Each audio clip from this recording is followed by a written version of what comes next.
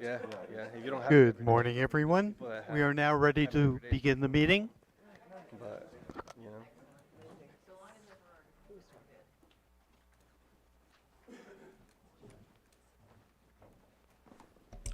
Check, check. All right. Good morning. Welcome to today's special meeting, August 8th, 2025. I'd like to call the meeting to order at 9:06. And can we please stand for the Pledge of Allegiance? I pledge allegiance to the flag of the United States of America and to the republic for which it stands, one nation under God, indivisible, with liberty and justice for all.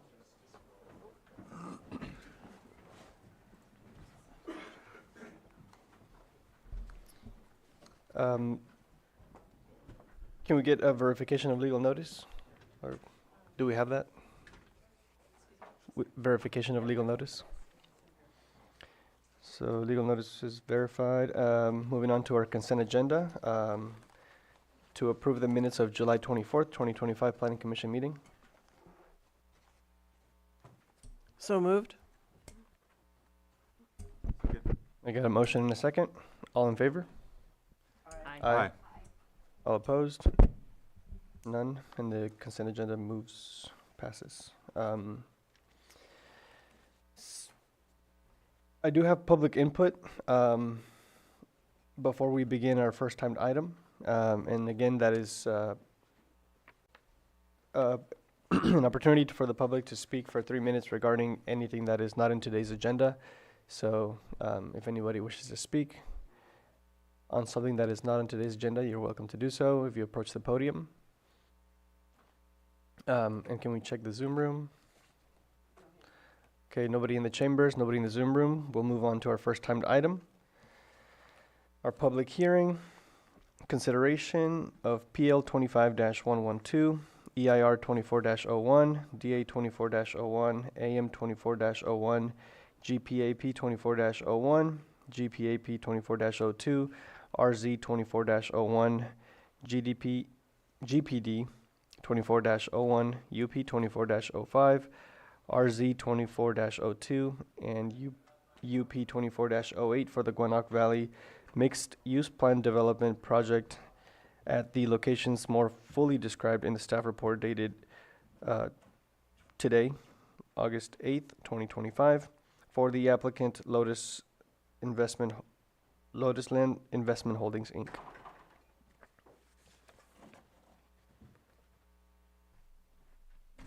All right, and staff, Thank you. director. Mireya Turner, Community Development Director. The item before you was originally before this commission on July 24th. We continued, or the commission continued this item to today's date in order to allow for additional time for the commission to review the very robust documents for the project and also for more commissioners to take to see what we're actually looking at on the ground. A couple things happened in between last meeting and today, and so I just wanted to bring the commission up to speed. We received a letter from the Attorney General's office. Well, actually, the county received a carbon copy of it, but a letter was sent to the applicant from the Attorney General's office, just double checking on a number of items to make sure that this project was in conformance with the settlement agreement that had been reached. In today's packet, you should see the letter of response from the applicant in our supplemental staff report. Additionally, it came to our attention that there were a couple APNs that had typographical errors in them. Those APNs affected the legal notice from and the staff report. They have been updated in the supplemental staff report, I think, and the draft ordinance and Exhibit A for the draft resolution for the general plan amendment. So just bringing you up to speed so that the Planning Commission knows, and then when the documents go before the board for their approval, they'll be corrected within the document. There were off-site APNs that were reassigned some time ago. The old APNs were 014-430-07 and 09, and the new ones are 014-430-12 and 13. Again, these will be carried forward into our updated documents.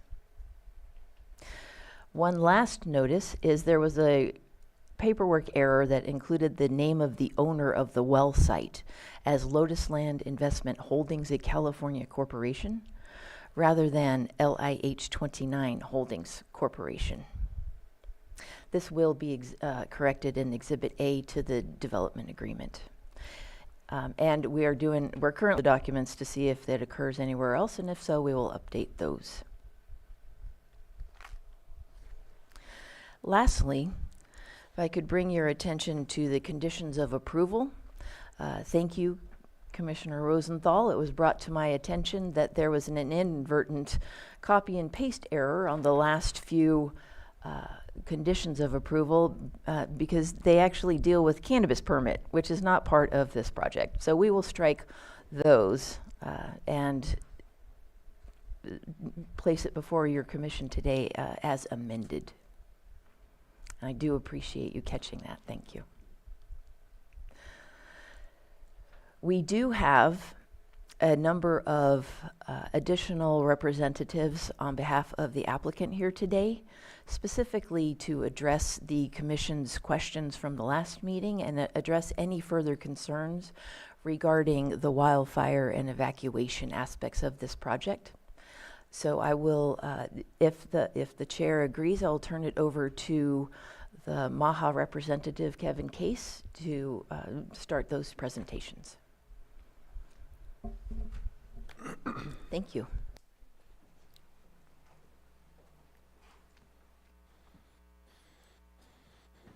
Good morning. My name is Kevin Case, partner with the Mahaman Development Group. We're the developer for the project. Good morning, commissioners and county staff, and we want to thank you for the opportunity to speak this morning. Our team is incredibly appreciative of the time and work that each of you have gone into studying these enormous amounts of information.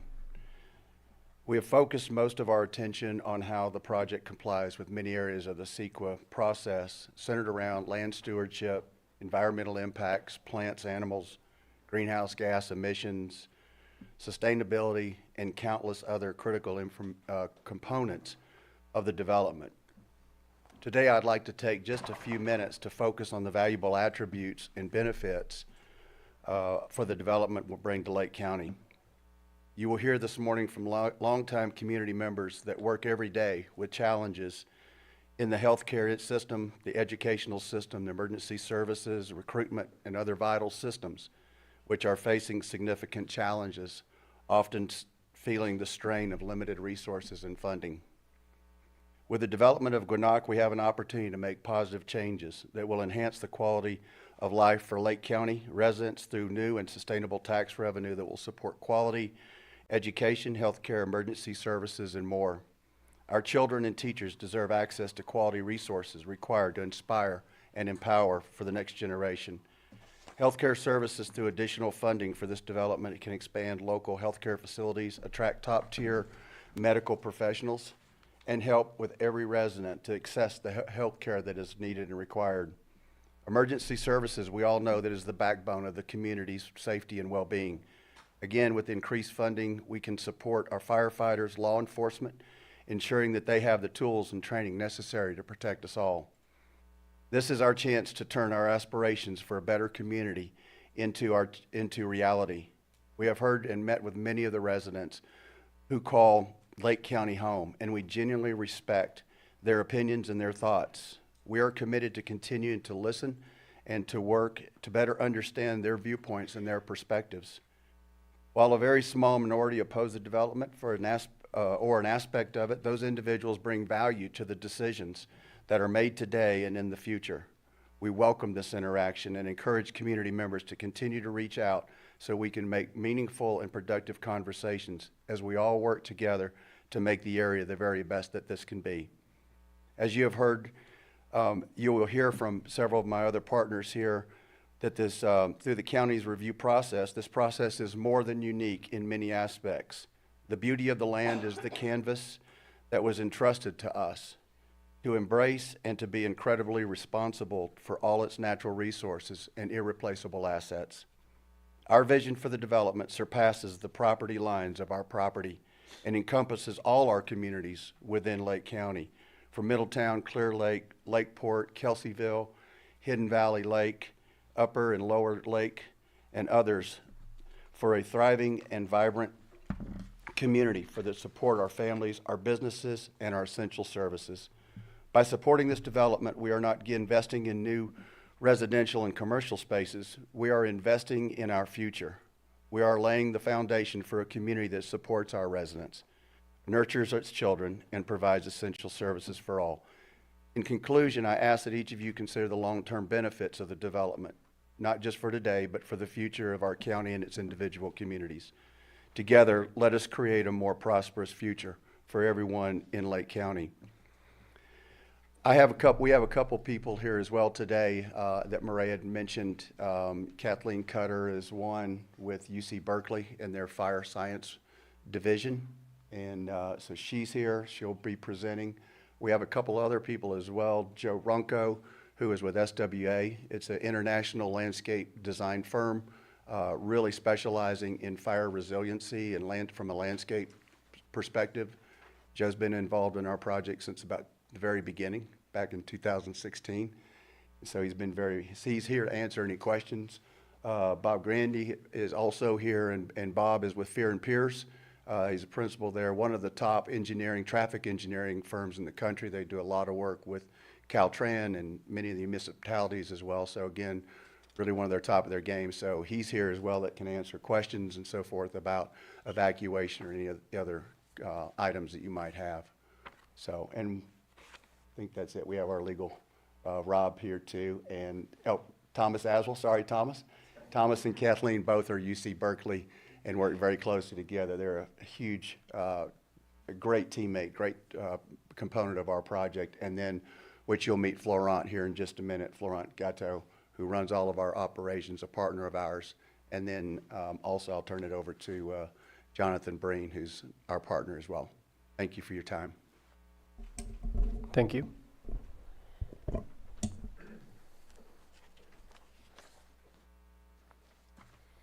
Good morning, Planning Commissioners and Lake County staff. My name's Jonathan Breen, along with Kevin Case and Florent Gatto. We're the partners of Mahaman Development. We're the developer and operator of the Gwinnett Valley project. Since 2016, I've enjoyed spending a lot of time in Lake County. Lake County actually has a very special kind of magic. The land, the air, the remoteness, the way of life, and obviously the people. These are some of the things that actually drew us to this area in the first place. And these have been the principles that have actually inspired our project. The development has been designed in a way that preserves the Lake County way of life in what makes this place special. We are setting a new model for a rural development, one where economic growth, environmental sensitivity, and cultural respect aren't competing values, but work together as one. This project isn't about changing Lake County. It's about deepening and extending what's already here. Everything we're doing is built around this idea. The Gwinnett Valley project is about creating something that belongs to this place. It's why the development of our project will be on less than 10% of the land. So over 90% of this property will be preserved in its natural state, or as vineyards, or as agricultural working lands. The Gwinnett Valley project has never been about bringing something foreign to this place. It's been about asking, what if we could bring the world here in a way that strengthens what's already here? thank you for allowing me the chance to speak today. I'm now going to walk you through just a short presentation of the project to sort of explain the project in a little bit more detail. How do I get back up? Here we go. The property is 16,000 acres, of which we have 4,200 acres of vineyards and of farmland. So to put that into context, it's 10% of Napa Valley. Napa Valley has over 400 wineries. We have one property and 10% of that is in vineyards, mainly vineyards, PIU land. So for us as a canvas to develop a real estate project, we were very, very fortunate that we had such, obviously the beauty of vineyards is one thing, but in today's world, vineyards are probably one of the best fire protection for any village or housing to be surrounded by the vineyards. So when we started with this project, all of the vineyards, majority of them were already in place. So really what we set about with our team was nestling the project within the vineyards, really for fire safety reasons. So if you look at the other end of the lake, this will be where our village is. So wherever you see brushes, most of those are chaparral and bigger pine trees, which are highly flammable, we'll end up removing those and we will add houses or the village or commercial buildings, and then they will all be surrounded, all those open areas up on the top there are all now vineyards. And so as we continue to develop the project, it just gets safer and safer. So we build a house to complete today's fire specs. We're actually adding additional things like putting sprinklers on the outside of a house with a detection system. So if a fire comes your way, even if you're not at the house, it reads it and then puts a film over a house to protect it. All the landscaping with Joe Runco and his team, we're picking the latest and the best fire-resistant plants and scenery, and working with CAL FIRE and UC Berkeley. We have different zones within the first 5 feet. You cannot have any thing that could burn, and then we have zone 2, zone 1 and zone 2. So all of these things have been planned into this development. This is another good example. So when the vineyards were built over the years, they had rock piles.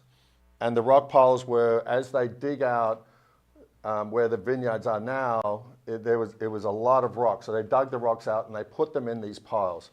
What we've been doing and what we'll do going forward is taking those rock piles and using them as aggregate for the roads. And so the current vineyard operation has been using them to use for the roads. So we're reusing all of the materials that's on site, and we will then put real estate houses where you see those rock piles are. So at the end of the day, you'll end up having this pristine of vineyards with these houses nestled into the vineyards.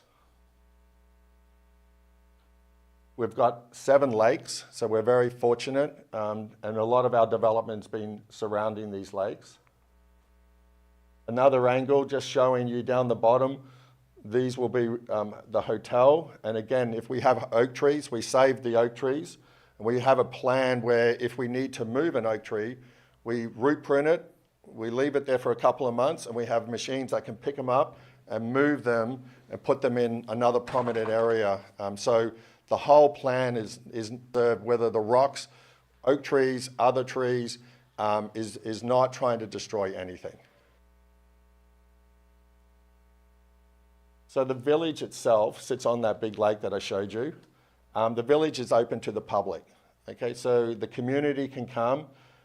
Within the village, we will have an auditorium sitting out on this lake where we can do concerts, we can do movies. We've got bocce ball courts, we've got restaurants, we have a farmer's market, so where we could take locals that want to come down and sell their, whether it's agricultural goods or artists.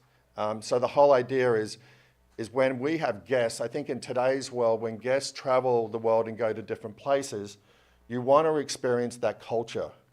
And so one of the things that's very strong in working with Adrian Zecker, who's our chairman, Adrian's developed 110 luxury hotels around the world. And what he's known for is going into these countries and these places, preserving culture. He gets the village people and trains the young kids to work in the hotels. So the whole ethos is when people come here, we want them to know they're in Lake County and feel that they're in Lake County. We don't want to have cookie cutter hotels, so when you go around the world, you feel like you're in an American hotel. That's not the ethos of what the development is about. So this is the village. So again, surrounded by vineyards, orchards, vegetable gardens. It's been designed by Howard Backen and very much in that Lake County barn style architecture. So again, it's got a sense of place. Again, just another view walking through the village with the different shops and restaurants and coffee shops. This is the main reception area. The main barn coming into the overall resort. Again, sheep on either side and cattle. So it's been a cattle and a sheep ranch for over 80 years. So it's again, keeping that heritage as well and making when people come, they really feel that they're in a rural environment of a ranch so they can actually experience it. You have a river running down the edge of the village. This is a vineyard. All the vineyards in this area with the winery. We have a large cave behind here. And in our fire plan, we have actually 5 different refuge points. We call them the temporary refuge points. And we've been working with CAL FIRE and the Sheriff's Department since the beginning. And those are refuge points where if you don't want to, it's up to the sheriff and it's up to CAL FIRE, but if they don't want to evacuate people from the property, they can bring them to these things. So people could be in the cave. We'll have, if it's smoky outside, we'll have vents and that systems inside. So they could be in there until they determine that it's safe to take people from the property, or you leave them on the property and you wait for the fire to come by, and then they can be released. So that's always up to a sheriff's call. But one of the things, a lot of options. So in event of a fire, as we know, fires can change with directions of wind, and so the more options that the team have, the better it is and safer it is. This is another refuge point. This is the polo and equestrian and horse area. It's probably 100 acres of beautiful grassland. So right at the below, we're building this lake, and right below that is the polo clubhouse. So again, people could drive their cars onto the fields here and utilize the clubhouse, which will be designed and built to complete fire specifications and have water and food. So this is probably one of our main refuge points, and we have another 4 others throughout the property. So the polo clubhouse was right there up in the top on the left of the lake. On the right is the stables, and then the pony camp, and then some equestrian down below here. It's the stables. Looking over from the clubhouse over to the fields.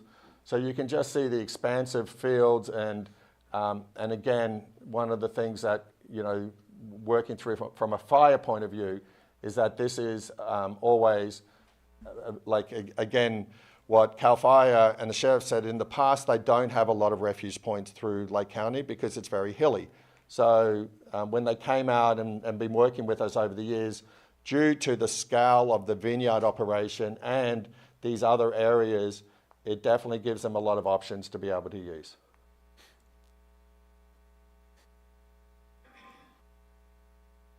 This is sort of just some of the style.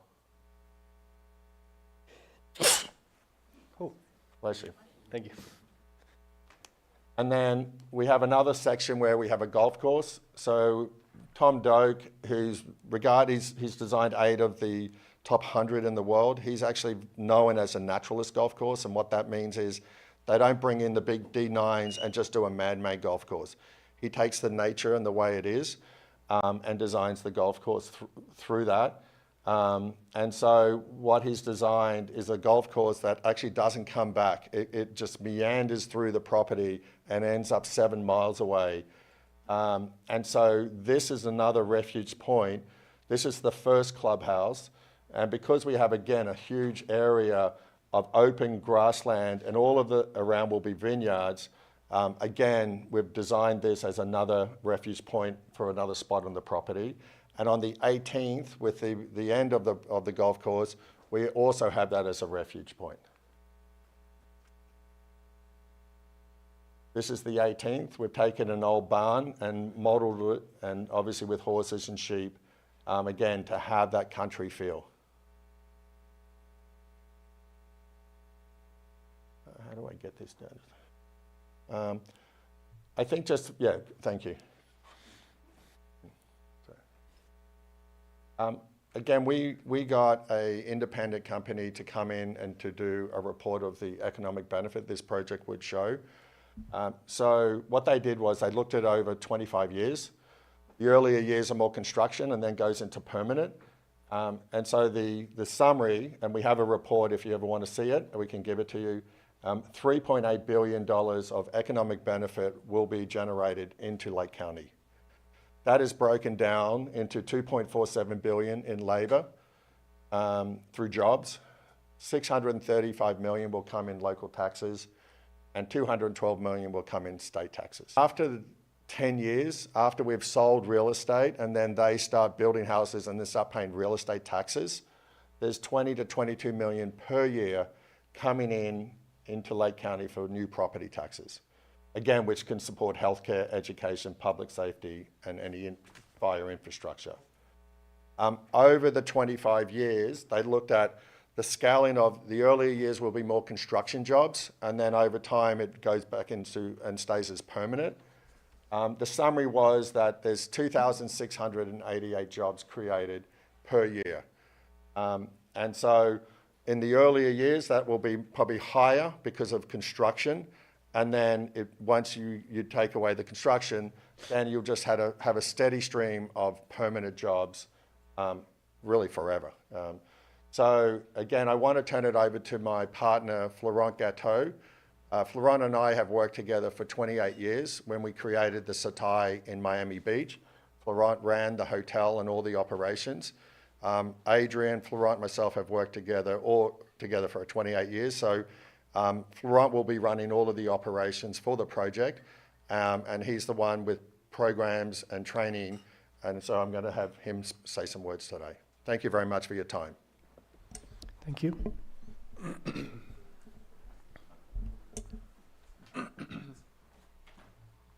Good morning, Commissioners. Pleasure to be here. Thank you. My name is Frank Gatteau. I'm a partner with Mahaman, like Jonathan said, in charge of the operations. So they do the wonderful stuff. I change sheets and wash dishes. With hospitality, in regards to hiring and training for the Gannett Valley project, one of the first things we're committed to is the local hiring. We're especially focused on supporting our local team members and that the younger generation will be able to build meaningful futures without having to leave home.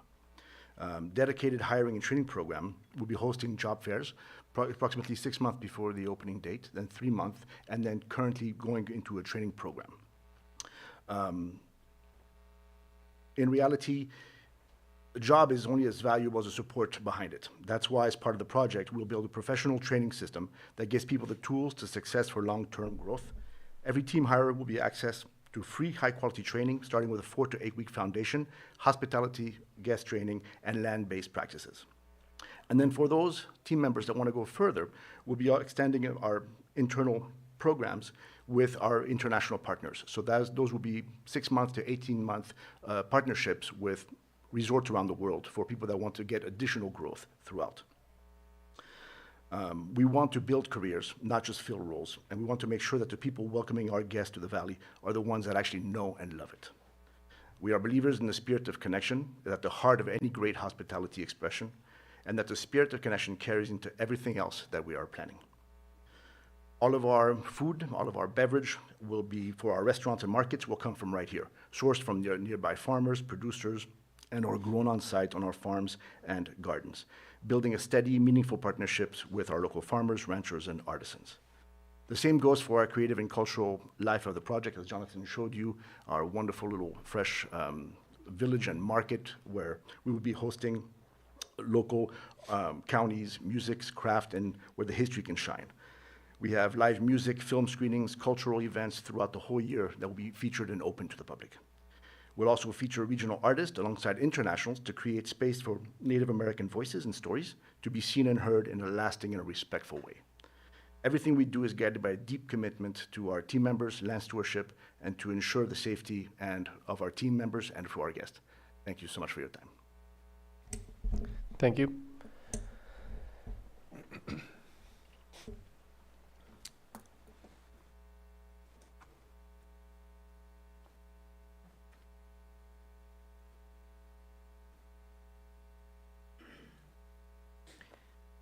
Thank you for allowing me to speak today. My name is Kathleen Cutter. I am here with Berkeley, but what I really am is I'm a wildfire mitigation specialist. That is my profession. I work for Marin Wildfire, which, and I'm also a Marin Master Gardener.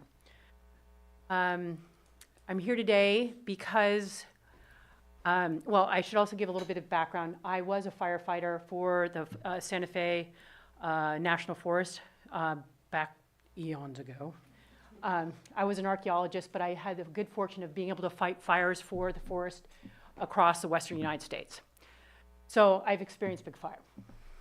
I'm here today because Marin Wildfire was a county, or is a county that has a lot of wealth, and they decided to tax themselves because they know they needed to be a fire-adapted society. They needed to build, the community already exists, and they needed to build in that fire resiliency. But it's already laid out, and to do the work that they needed to do is kind of like the horse is already out of the barn, and but there's some really fantastic work that's being done.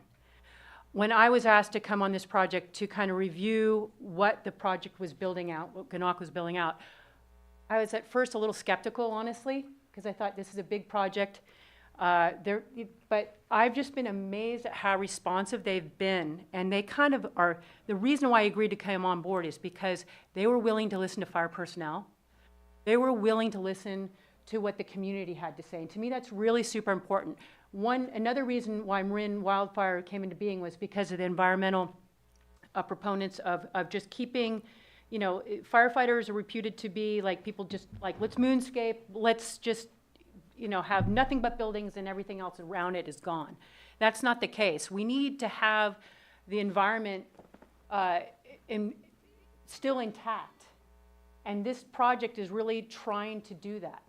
But as a fire personnel, I can tell you what I'm really excited about is because they're building fire resiliency into the community, and that has a spill-out effect beyond the actual resort. For me, one of the things I'm most excited about that I haven't heard touched upon definitely today is what I'm hoping to be is like the fire foundry. We in Marin have a fire foundry where we are inviting people who don't have access to becoming firefighters, people who are underserved, underprivileged, just don't have the connections. Being a firefighter, it takes a lot of connections. You have to know how to get in. You have to know how to navigate that. And this program invites people into a work program. It develops careers. You take classes. You have housing. And what you can do is you know, they will do they do vegetation management for us. They become EMTs, they become the firefighters. It's an onboarding for people who normally just don't have that opportunity in a different career than the maintenance and the landscaping and the housekeeping and the hospital avenue that they're presenting here and the construction. All very important, but to me, my heart is where the fire is, right? So this is really exciting for me.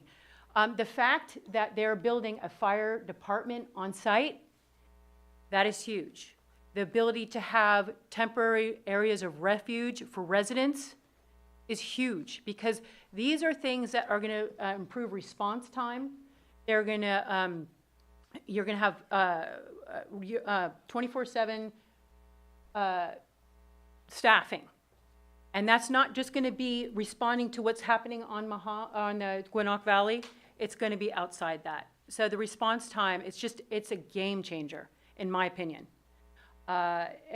Just having that personnel right there, having the early detection, have the evacuation routes all built out. This is all, it's intrinsic in the entire community, and it goes beyond. So these are things that I'm really excited about. Another thing that we don't have in Marin, which I think is really essential, is they have, rather than an opt-out, they have an you have to opt into our emergency alert. Here you have to opt out.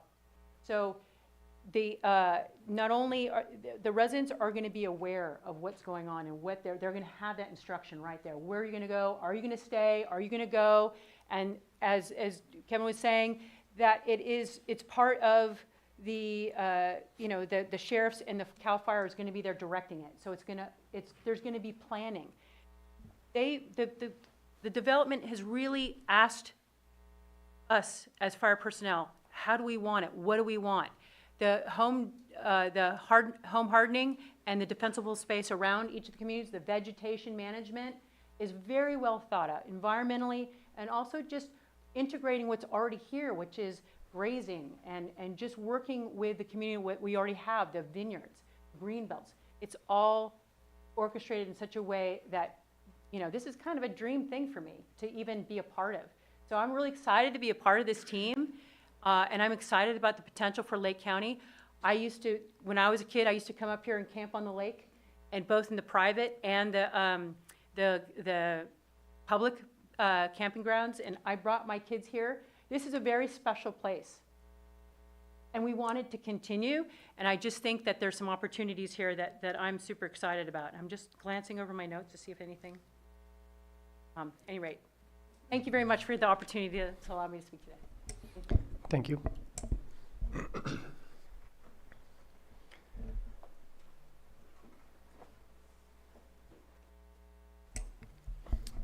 Seeing that we had the presentations from the applicants,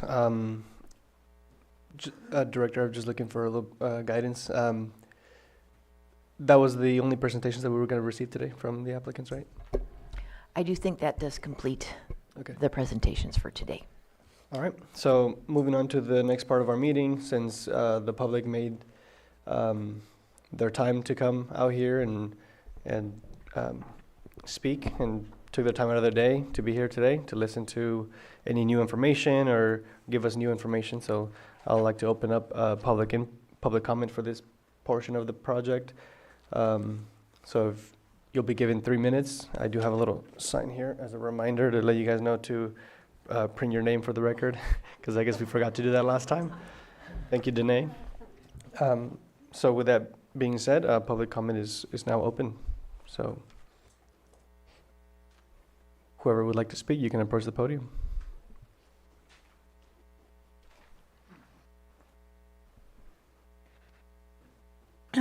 Julia Bono. Dear Planning Commission, as a long-term Middletown resident and minister of the Rainbow Church of Living Light located in Middletown's downtown core, I am again coming before you to oppose vehemently the rezoning of APN 014-380-09 from R1 to R2 to a 283-bedroom worker dormitory for the nearby planned Gwinnett Valley project. While the church does not oppose the project at its site 3.5 miles down the road, it vehemently opposes this worker dormitory. The Middletown worker dormitory proposal stands in stark contrast to the established single-family residential character of our historic small town. It is incompatible with the scale, infrastructure, and safety expectations of our unusually tight-knit community. To be specific, population shock. With 283 bedrooms, this dormitory facility could increase Middletown's population by a massive 30 to 50% or more in its first phase alone, without the incremental integration afforded by traditional housing. 2, zoning conflict. R1 zoning reflects our community's strong preference for low-density, family-compatible housing. Changing to R2 to accommodate an employer-controlled dormitory, which is effectively commercial land use in a residential zoned area, sets a very troubling precedent that cunningly attempts to bypass the Middletown Area Plan's purpose. 3, evacuation hazards. Wildlife evacuation in our region is already tenuous. This project inserts hundreds of potentially carless and careless workers into a tight street grid adjacent to school routes. No evidence has been provided of evacuation modeling under red flag fire conditions. 4, infrastructure strain. Dormitories like this carry unique demands for water, wastewater, emergency services, lighting, and parking. Without documented capacity verifications and clear mitigation, approval would be absolutely premature and unsafe for our town. Middletown residents have already been unjustly burdened by having their sewer rates more than doubled to pay for an otherwise unnecessary sewer system expansion to accommodate this huge worker dormitory project, when this cost should properly have been borne by the developers. 5th, land use policy.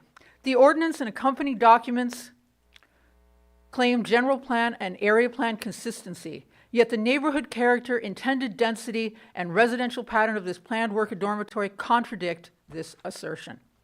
I thus respectfully urge you to deny the rezone and ask the applicant to locate worker housing elsewhere out of town, and ideally on their own expansive 16,000-acre project site, where intensity and operations can be internally That managed is the 3-minute mark, if you would like to just close. without burdening downtown Middletown. Failing to do so will result in further escalation of this matter as we explore and employ additional legal options to protect our town from irresponsible overdevelopment. And we are not a small minority.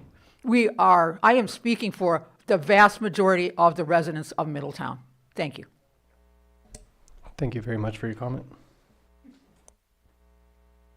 Carlos Bono for the Rainbow Church of Living Light. Dear Planning Commissioners, I write to you again today not just as a minister of the Rainbow Church, but as a good neighbor and someone who cherishes the unique and historic spirit of Middletown. I need to let you know that I and many of my fellow Middletown residents are deeply troubled at the proposed rezone of APN 014-38009 to build a massive worker dormitory right in the heart of our little town. This isn't just a technical zoning issue, it's a matter of community integrity and safety given the massive wildfires that have ravaged our town in the recent past. When I look at this proposal, I picture 283 bedrooms located just blocks from our town's schools, churches, libraries, parks, and single-family homes. Just phase 1 of this development alone could mean 500 or more new residents, suddenly woven into our tiny historic town of roughly 1,100 people. Not slowly, not organically, but shockingly all at once with serious cultural, infrastructure, and safety impacts. Have you ever stood at Santa Clara Road at dusk, heard the birds, seen the kids riding their bikes? The street just isn't built to absorb shift-based transit vans, nighttime lighting, and the turnover of an industrial-scale dormitory operation like this that is actually far more commercial than residential in nature. Middletown is our sanctuary, not just for our church, but also for our neighborhood, our rhythm, our small-town way of life. Approving this commercial worker dormitory sets a dangerous precedent that tells future developers, you don't need to build with Middletown in mind. I ask you now with full sincerity, do not let this be the moment that Middletown loses its soul. Reject the rezone now and request the resituation of this facility outside of downtown Middletown. With prayer, hope, and steadfast love for our small town, sincerely, Carlos Bono. Thank you. Thank you for your comment.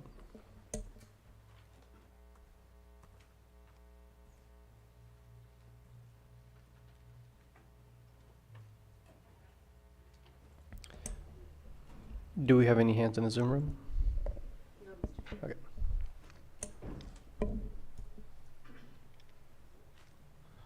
Good morning, Commissioners. Thank you, and County staff. Thank you for the opportunity to speak here. My name is Mike Pickens. I'm the District Rep for the Operating Engineers, Local 3, largest construction union in North America. We represent heavy equipment operators, mechanics, surveyors, testing and inspection folk, and I'm here today to speak on behalf of the Gwinnett Valley Project. As you know, residents in this community have a hard time making a living wage with great benefits and an opportunity to retire with dignity. We at the Operating Engineers strive to, excuse me, strive to find projects for our members that live up in these remote, beautiful communities. Excuse me. Allergies are killing me today. Many of our members are lucky enough to find work up here locally with some of our local contractors, but a majority of our membership drive 2 to 3 hours a day down to the valley floor to find work so they can come back and live in this beautiful community. To them, it's not an option to move down to the valley or to Santa Rosa, to Oakland, to Fairfield, where work is plentiful. They were born and raised in this community. They love this community. This is their home. They want to be able to throw some bikes in the back of the pickup truck and go hit the trails, go fishing, go hunting, and right out on the lake. This project and its 8-year build-out provides that opportunity for our membership to have a local job close to their community where they can build something to be proud of. They can tell their grandkids, we built that project, and at the time, it was a state-of-the-art, most fire-resilient project in Northern California. The developer has bent over backwards. We've been on them since day one. When we got wind of this project, we worked with the contractors on it to tool up and really get the amount of workforce they're going to need locally here to build this project. It's been a very long and hard-fought battle for our membership. I can sit here and touch on the same thing that you've heard everybody speak out. You know, it's great. It's a great boon for the community. It's going to bring in a lot of tax revenue, and we believe that. I also believe that it's going to provide an excellent opportunity for the youth in the area that we really struggle to recruit for the operating engineers and the trades to get into our programs, to get an apprenticeship. College isn't for everybody. Wasn't for me. It wasn't for a lot of people in the construction industry. But a union apprenticeship program provides the opportunity for youth to really find themselves a career where they can make a decent living and raise a family in their community. So I ask you to please support this project and move it forward. Thank you. Thank you for your comment.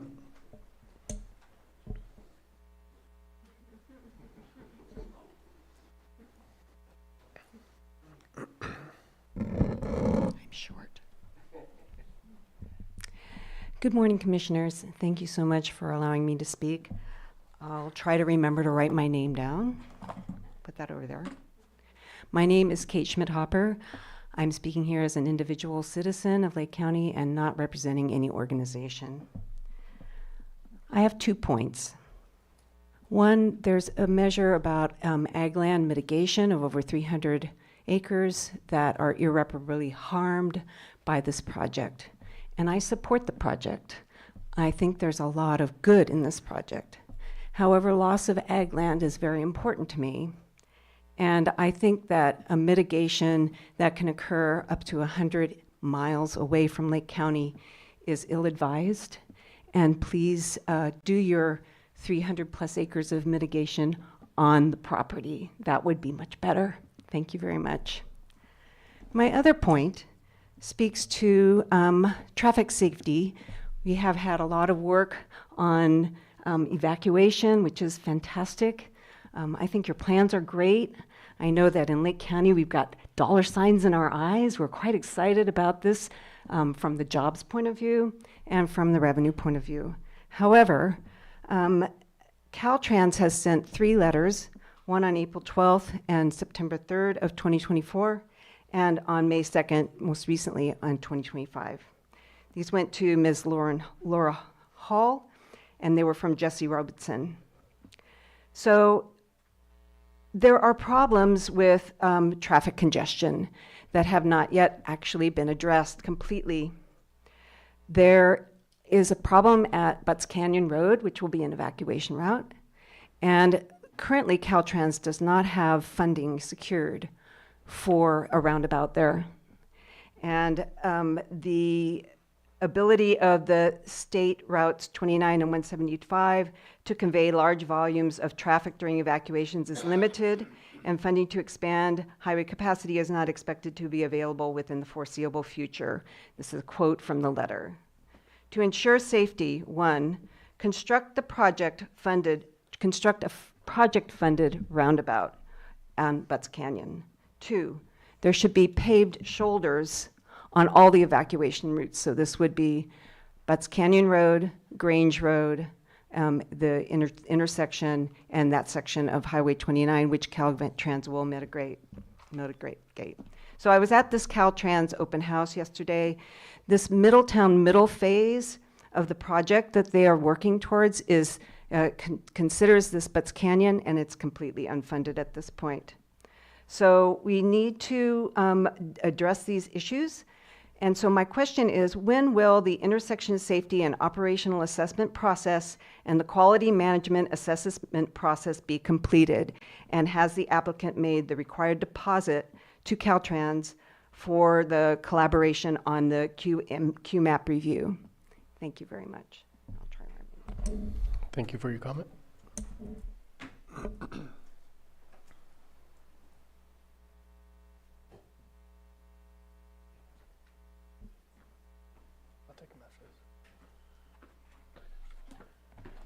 Hi, I'm Charles Morse. I gave you my spiel last time about due diligence and all that stuff, and I'm not going to do it again. I think the Department of Agriculture and everybody else, they should know what's going on with this project and get it vetted. And if it does, $125 million, I think we can't deny that that's going to be a lot of money and help us a lot. My concern is, as a elected member of the math board, I was elected based on the fact that I would like to see Santa Elena Creek survive and grow, because the town was built on that creek, and it, you know, right now as we see it, there's no water on the, in it. It basically dried up around the first part of June. One of the things we do as Santa Elena United, which is a group on Santa Elena Creek, is we make sure we preserve the salmon. We try to keep the salmon and the steelhead alive. I would like to say that according to Sacramento Superior Court hearing case 515766, a big part of those salmon being able to make it up to where I live is good stewardship of the creeks, and most notably Pewter Creek. And being as how it's one of the few places in Lake County where we actually had a salmon run up until about until right around 1906, and it was a primary part of the Native American diet and everybody else who lived here. I would love to see that happen again. I think if they want to be part of the game and they want to be part of the team, we would like to see our creek in Middletown restored, and I would like to see some cooperation with getting the salmon, at least bringing them up and let them do their spawning in Santa Elena Creek, and then when the winter rains come, they make their way down to Berryessa, and then from Berryessa, hopefully, if there's enough rain, they'll make their way down through the Glory Hole and down into the ocean.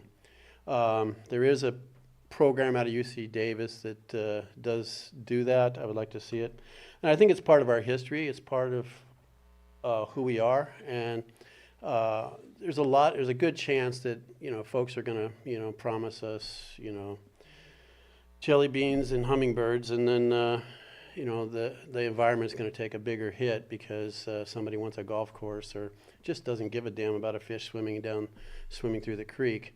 I've seen it too many times. I grew up in Napa, a beautiful creek just like ours. It died. It died for a country club. And everybody and their brother said it wasn't me. So the lying will get bigger, and the environment will die. I think that if they practice what they preach, God bless them.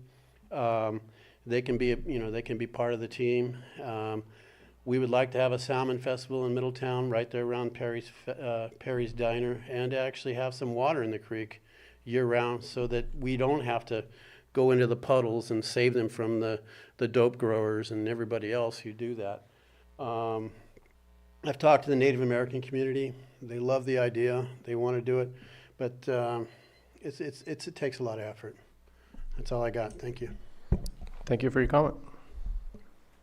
And I'm going to take 2 hands in the Zoom room in the meantime. All right, guest, please say your first and last name, and you'll have 3 minutes. Thank you, commissioners. My name's Angela Emerald. A couple things I wanted to comment on is, one is the workforce housing And I believe Director Turner pointed out at the last meeting that the workforce housing rezone is appropriate because currently the zoning would allow for more housing to be built than what Gwinnett is proposing today. Having the housing located in downtown would allow for people to live within walking distance of schools, stores, and other facilities. Children would be able to ride their bikes to school, reducing the number of vehicles on the road. Putting the workforce housing out at the project site would only increase the daily traffic throughout town. I would like to hear about a commitment that some of the housing would be built that's proposed will be offered at below market rate for first responders and teachers. The other thing is the farmland conservation, I believe, should occur on the property site. And if it cannot occur on the property, it should be limited to conservation within Lake County. The current proposed 100-mile radius for conservation does very little to protect prime ag soils within Lake County. Thank you for your time. Thank you for your comment. And we had another hand in the Zoom room. Rebecca Harper, please state your first and last name for the record, and you'll have 3 minutes. Good morning, Commissioners. My name is Rebecca Harper, and I'm here on behalf of the Lake County Farm Bureau.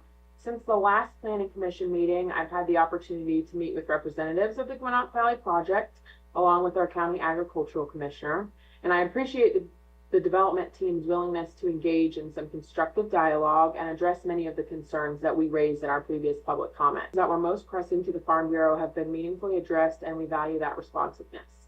I also want to acknowledge that based on the information shared, a very minimal amount of the agricultural land that's proposed for rezoning will be intensively developed.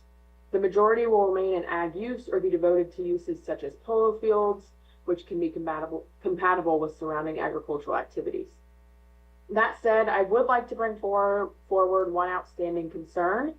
The current mitigation measure that allows the project to offset the loss of agricultural land by implementing ag production on other parcels within 100 miles is too broad. We believe that mitigation should be limited to land within Lake County, not necessarily on the project, but within Lake County. This would ensure that the ag benefits remain here, supporting our local economy, preserving our rural character, and reinforcing the county's long-term agricultural viability. As an aside, I would also like to highlight a very positive idea that emerged during our discussions: the potential for a processing facility to serve the project's livestock operations. I strongly encourage the investors to explore this further. A facility of this kind would not only benefit the Gwinnett Valley Project, but would also create significant opportunities for Lake County livestock producers by reducing processing bottlenecks and adding value locally. Thank you for the opportunity to follow up and for your continued attention to ensuring that this project is developed in a way that aligns with Lake County's agricultural future. Thank you for your comment. And I had a person here in chambers that wanted to speak. Hi, my name is Brian Fisher. I'm the Executive Director of Visit Lake County, the Tourism Improvement District for Lake County. And I wanted just to talk in support of this project. As many of you probably already know, tourism is the #1 industry in the state of California. And I go to many, many meetings throughout the state, and the fastest growing category of tourism is actually in the luxury space. I'm also extremely familiar with what we have in Lake County to offer at this point, and I would have to say that luxury is the category that we have zero of. So I think as an economic driver for the county, we all know in hospitality that for every $1 somebody spends in a hotel room, they're going to spend another $3 elsewhere. That this is just like a game changer for our industry here in terms of tourism, which the county has identified as a #1 industry to grow. And it's also a game changer just long-term for the county. And the people that will be visiting will one day become residents. And there's plenty of obviously residents on the property. But I think it's, I work around with our local counties, Mendocino, Del Norte, and Humboldt.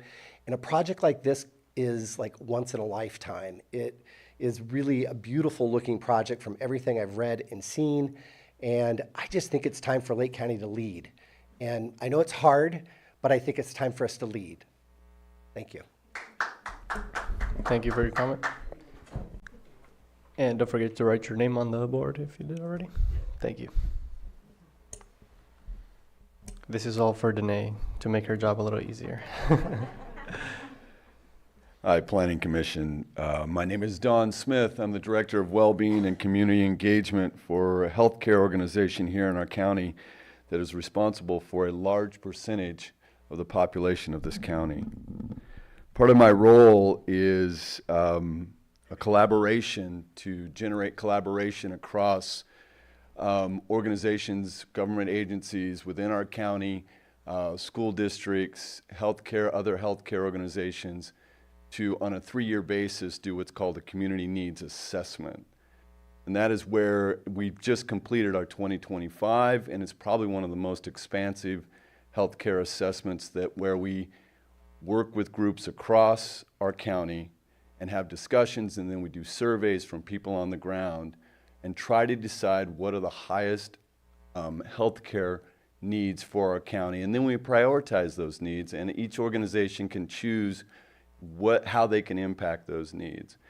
I say that, I bring that up because this is what's called upstream kind of proactive healthcare, right?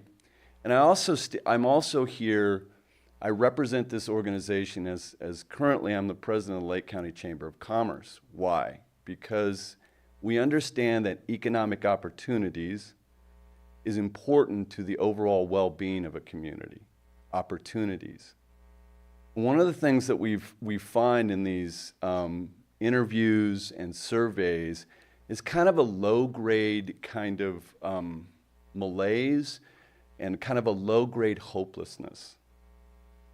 That we live in a county that if you drive around the county, you see visually what the past was.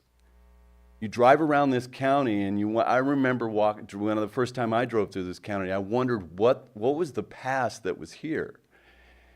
And the past was, this was the place. I run into people often. Someone just shared that she would come here with her children. I've talked to people who came here, they saw this was the resort area, right? That they would come here for years, so there's this past that people keep talking about. But people currently in the present are walking through what can be despairing, and what is on the psyche can be despairing. And what we find in healthcare is overall well-being, built infrastructure, social determinants of health are key, but also inspiration, opportunity. That yes, you are a community that deserves good things, nice things. You are a population that is worthy of opportunities. So I come to you in support of this project from an economic perspective. 3-minute time, if you would like to make a closing statement. From an economic perspective, and one of the issues that's around healthcare is access to care. And this would be a great opportunity. Recruitment, access to care is highly jeopardized by our inability to recruit professionals. This is an opportunity for us to expand and promote and bring in some of the top professionals to continue to provide access to health care in our county. So we're in support of this, and we look forward to it happening. Thank you for your comment.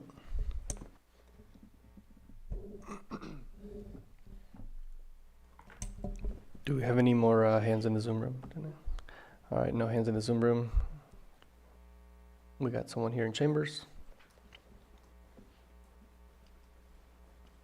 And just another reminder, please state your first and last name for the record. And good morning again, Max Hopkins.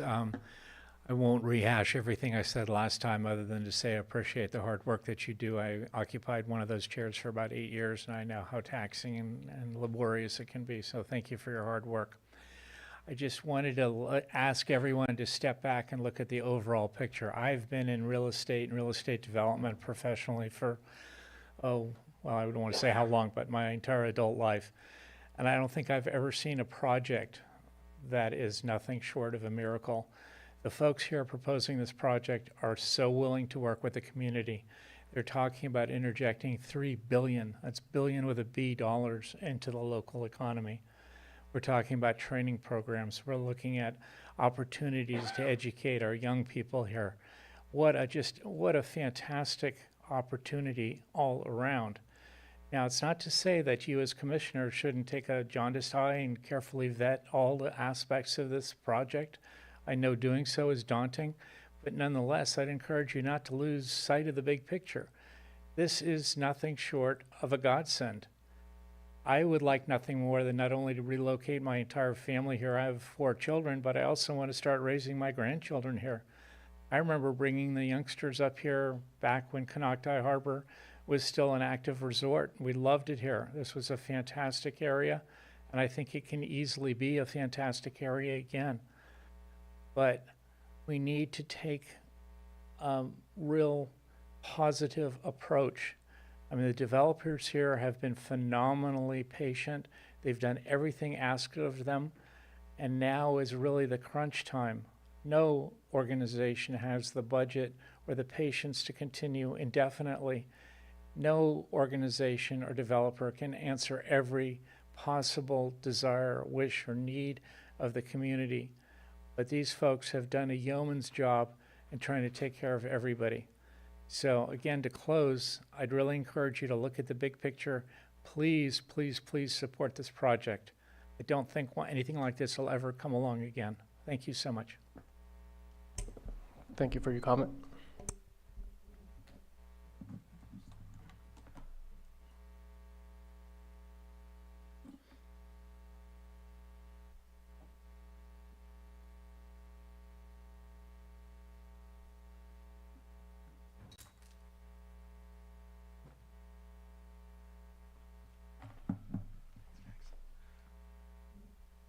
Good morning, Commissioners. Shannon Sanders, Middletown. Given it a lot of thought, I really support this project because I believe it does add balance to the county and to the community. Every county needs open space, it needs homes, but it also needs responsible development, and most importantly, it needs jobs. And right now, I think you could make an argument, probably a pretty good argument, that we're a little bit out of balance. There's low job opportunities, and as a consequence, young families and young folks are leaving the area, which is understandable. There's a lot of benefits. I don't want to reiterate everything, but the fire safety element, the funds for community services, new fire station. Also, a little statistic that I looked up. The county currently has approximately 120,000 acres of ag land, out of which only about 16% or 19,000 acres are in cropland. Just an interesting fact. I think it's a good idea to scrutinize this project, obviously, but it's also good to reflect on what the current situation is. And I know when a community doesn't have job opportunities, it runs the risk of losing young folks, young families, and there's probably nothing more corrosive than to lose the young people in a community. So I really appreciate the opportunity to speak to you. Thank you very much. Thank you for your comment.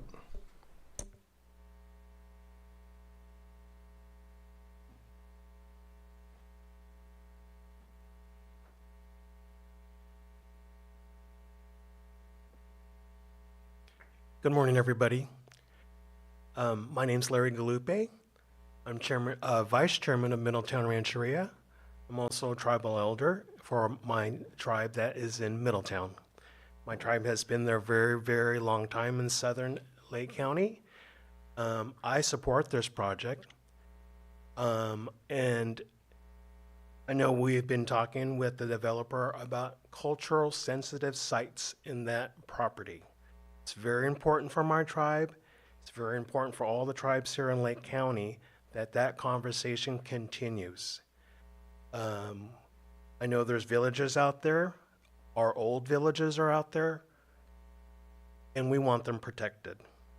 It's very important to my tribe this happens, but I'm very excited about the opportunity of what could happen here for Lake County too. excuse me, I just happened to go to Park City, Utah over the weekend, and it blows my mind that the Olympics are coming there for the winter. The development that is happening there is astronomical. It's beautiful. It's being set in beautiful locations. The opportunities there for work is tremendous, and I hope that's what happens here. Another thing that I think about this project is when it was first announced and we met at the Gwinnett Winery after the Valley Fire. There was $1 million check presented to Hammers for Hope for our county on that day. Right then I knew in my heart these people were serious about the people for Lake County to help them. So I hope that this project moves forward because I can see the project helping our county. Thank you very much for your time and opportunity. Again, my name is Larry Galupi, Vice Chairman of Middletown Rancheria. I'll sign yours. Yeah, thank you for your comment.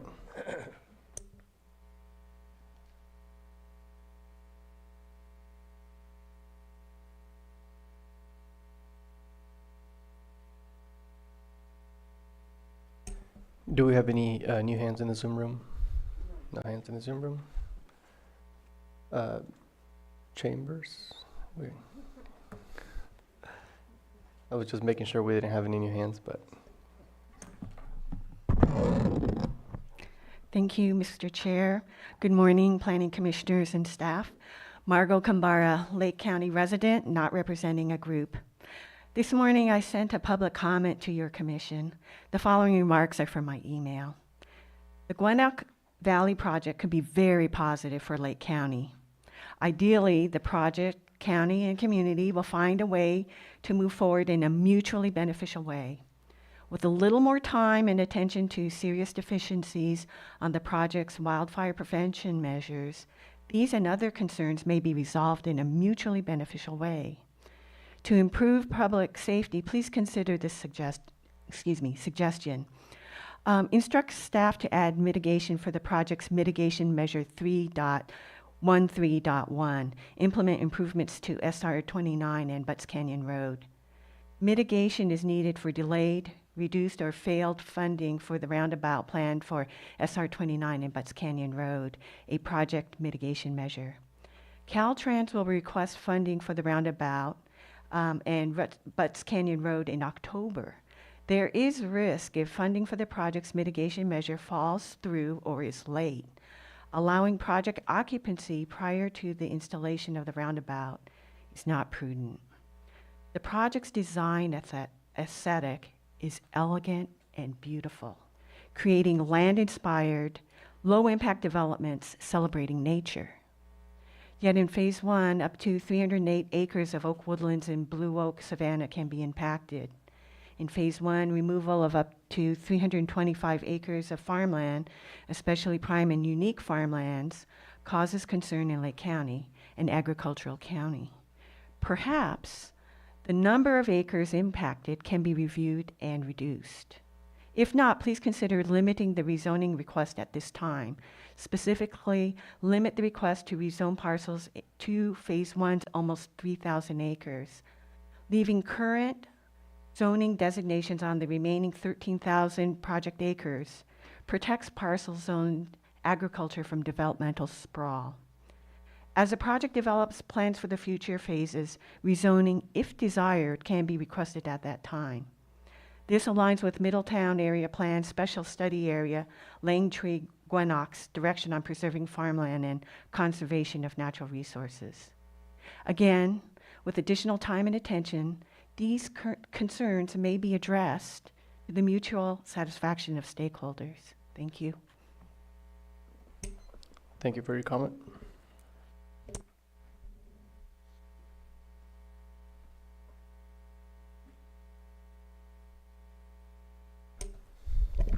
Do we have anybody else in the chambers that wishes to speak?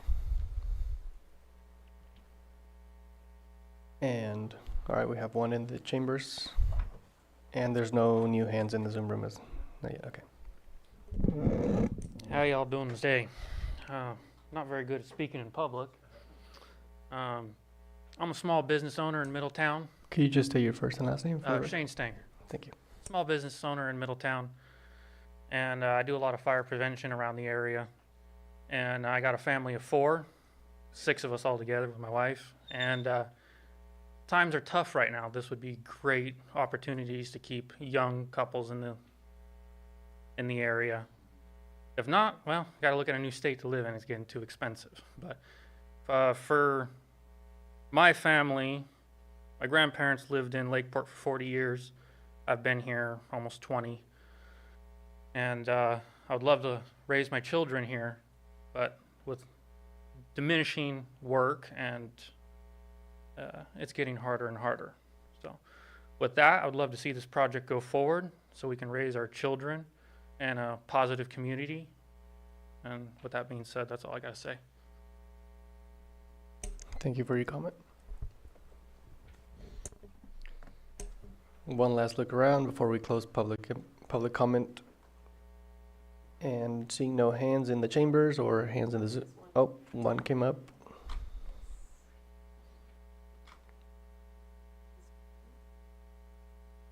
All right, speaker, state your first and last name for the record, and you have 3 minutes. Hi, Commissioners. My name is Lin Zichen, and I'm a reporter with Lake County News. I want to ask a question. So as of yesterday, the Center for Biological Diversity and California Native Plant Society reached an agreement with the developer, which says it will permanently preserve 3,717 acres of the project site. I'm wondering what that means for the project and for the county, and how that will affect your commission's decision making. Thank you. Thank you for your comment and your question. It was a little hard to hear, but I was able to pick some of that up. Conservation question that the reporter just posed. Mm-hmm. Okay, and then other than that, I'm happy to answer other questions or help bring up members of the team as appropriate. My name's Rob Hodel with Collins, Patch, Duffy, and Bass. We're attorney representatives of the applicant. And the settlement agreement that was just entered into indeed does protect over 3,000 acres. It's being done through the imposition or the recording of conservation easements over those areas of the project, which mean that they will not be developed as part of this project and preserved in perpetuity. Thank you. Thank you. Before you sit down, Chair, may I ask a question? Of course. So there was an agreement that was also reached, as we were made aware of in the July 24th meeting, an agreement in regard to the off-site well for the project, an agreement between the applicant and Calliope Water, and I was just wondering if you could speak to that as well. Sure, that's correct. There was an agreement made that would, well, it's a term sheet that outlines a framework for the agreement. The Water District Board still needs to approve an actual purchase and sale agreement and do any additional environmental review that would be required, because they, under the terms of the agreement, they would be able to use groundwater from that site throughout to service their customers throughout the district, as well as provide, if the project applicant constructs a pipeline, to provide water potentially to the project site as well. So that's a term sheet. It outlines a framework for a transfer of a 1 acre portion of the well site to the district, but there's additional decision making, which would, hopefully and ideally, and as executed in that term sheet, adhere to that framework to help make that transaction helpful down the road after this CEQA process and any additional CEQA process that the Water District feels it needs to conduct are completed. So yeah, thank you for the opportunity to answer these questions.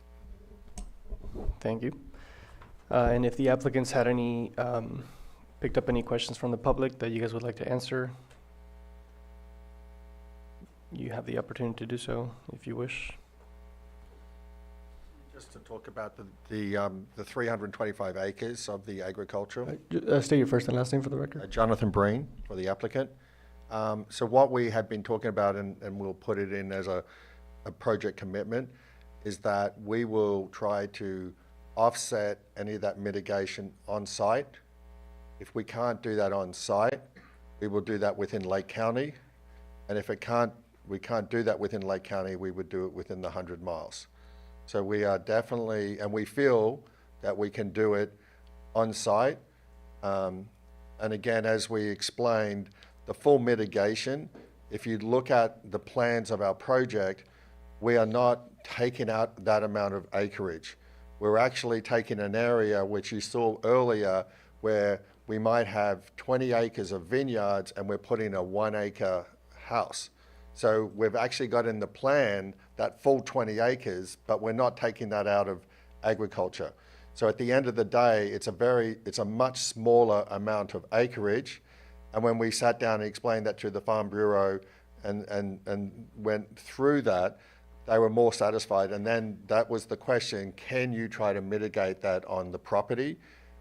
It was put in as a worst case scenario, but we said, absolutely, we want to do mitigation on our property.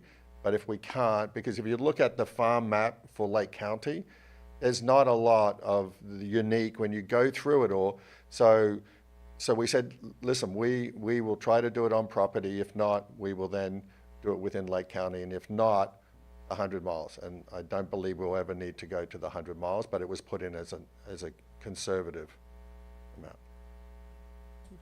I have a question. Sure. I'm not understanding this concept of mitigation. I mean, in my mind, prime farmland is prime farmland, and there's only a certain amount of it in existence.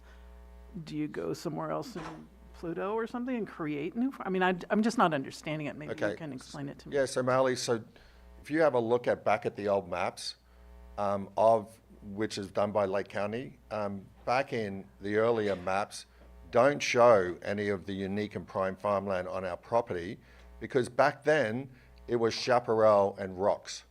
So what happened was, that was not done by us, it was done by the vineyards operator. They dug out all of that and replaced the rocks and all of the chaparral and put in vineyards.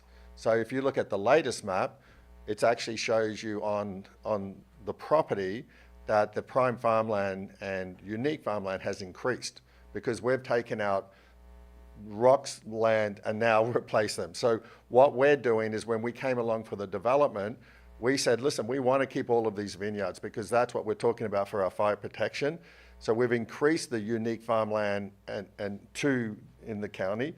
And then we've said, okay, on that site, we want to take a smaller piece to put a house because obviously the farmlands, because we want to be those houses amongst the vineyards. So that's why we have additional land that currently is chaparral and rock that we will remove and put into vineyards, and that's how we feel we can mitigate this on site. But again, as we go through the process, we just wanted to have a backup plan, you know. Okay, thank you. I understand now. Okay, thank you. All right, so I'll bring it back to the commission for further discussion or questioning. Yeah. The applicant team would like to clarify one more thing, and we brought up a slide if that's amendable to the commission. Okay. Good morning, members of the Planning Commission. I'm Brian Sawyer with Acorn Environmental. Our firm helped the county as the lead agency prepare the partially revised EIR, and then some of our staff, including myself, were involved in the original 2020 EIR preparation. So we're really familiar with the process and what the original document said and how the impacts have been revised by some of the project modifications. So this map here shows the designated farmland within the project site is mapped under the farmland mapping program by the Department of Conservation at the state level. So these are maps that are put out by the state. And they're based primarily, we believe, on aerial photography and understanding of the underlying soils. So between the 2020 EIR and the partially revised EIR, these maps were updated, and they showed more prime farm and unique farmland on the site than the original 2020 EIR had identified.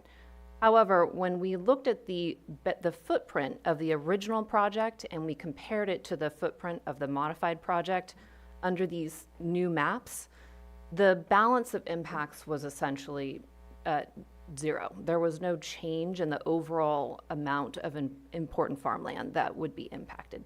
So I want to bring that up because issues associated with the 2020 EIR, they went through a legal challenge process. The appellate court upheld everything with the exception of wildfire risk and assessment. And so the issue of agricultural impacts was essentially upheld through that legal process, and the project modifications do not change those conclusions. So I want to mention that. And then a few commenters have indicated that the agricultural mitigation should be within the property. There's certainly opportunity for that. The mitigation does require within the 100-mile radius, as Jonathan was explaining, because there is a limited amount of mapped farmland by the state that could meet these mitigation requirements. And the impact really is to agricultural resources and not. So the other item I wanted to clarify is that the original EIR also indicated that impacts to agricultural land would be significant and unavoidable. This mitigation measure is just meant to reduce the severity of that impact. It acknowledges that on a net basis there would be a loss of farmland. So we did acknowledge that as part of that process. One other question that came up during the public comments, and I wanted to thank all the members of the public that commented on the EIR and provided this feedback. It was really helpful. Was related to the timing and implementation of the improvements at Butts Canyon Road and State Route 29.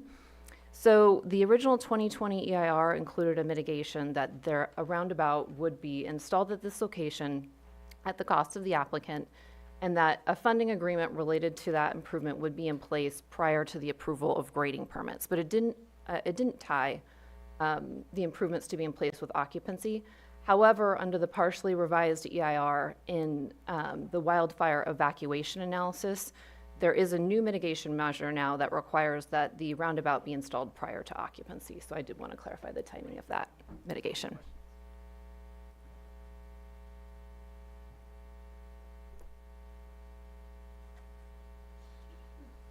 Thank you for those clarifications.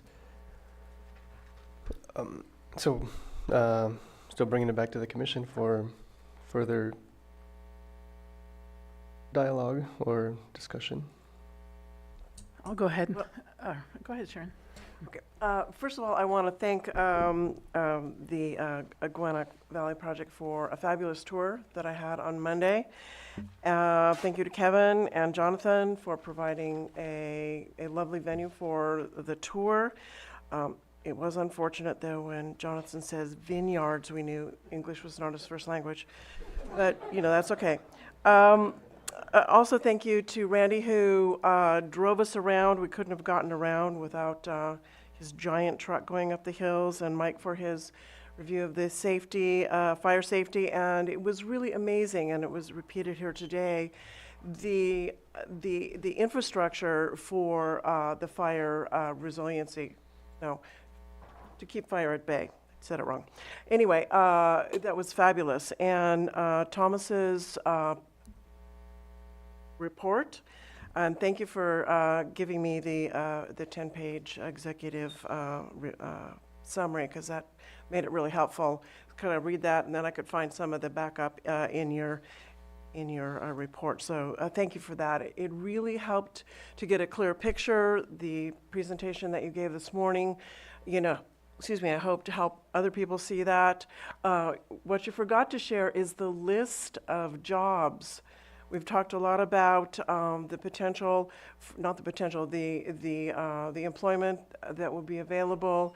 The list on your whiteboard was phenomenal. Some of the jobs that were listed, I hadn't even thought of. That was excellent. So with that, one of the things that was mentioned was workforce development, and I don't know exactly how that happens. I mean, how that happens with you and with us, the county, with the educational entities, Lake County Office of Education and the 2 junior colleges. But this would be a wonderful opportunity. It used to be in California, in the high schools, there was a regional occupational program that was robust. I think that was last century, but I've been in education for a long time. Anyway, but to bring that back, and somebody mentioned college isn't for everybody. And that's absolutely true. In fact, if you're in the trades, you probably make more than you do as a college graduate these days. So it can be written into our conditions of approval. Well, we all heard it here. So, so I do hope that comes to fruition, because one of the gentlemen talked about, his family staying here if there was more opportunities. And I think that the more opportunities for good, solid work is always important and essential. With the mitigation of the farmland, I think certainly within the 16,000 acres, you can find something that would work. You have a lot already in vineyard.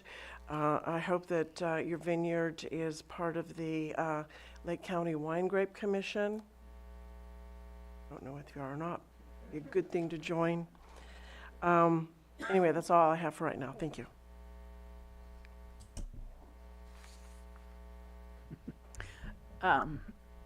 Most of my concerns have been addressed, and I'm just thrilled. You're making it a lot easier for me. I just have a couple questions.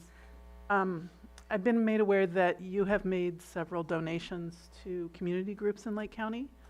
Can you just tell us to whom you've paid money and how much? Kevin? I think the Chamber of Commerce received a check. Hammers for Hope was mentioned. I don't know if that's within the scope of what that- we're approving today. I think The it's project? relevant because, well, I think I should defer to our attorney about that. I think it's relevant.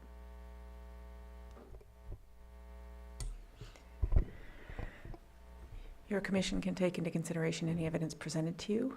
You can weigh it as you see fit.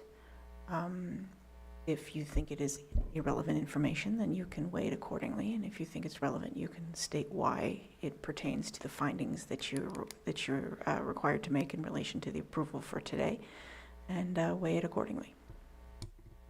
Okay, thank you. Go ahead.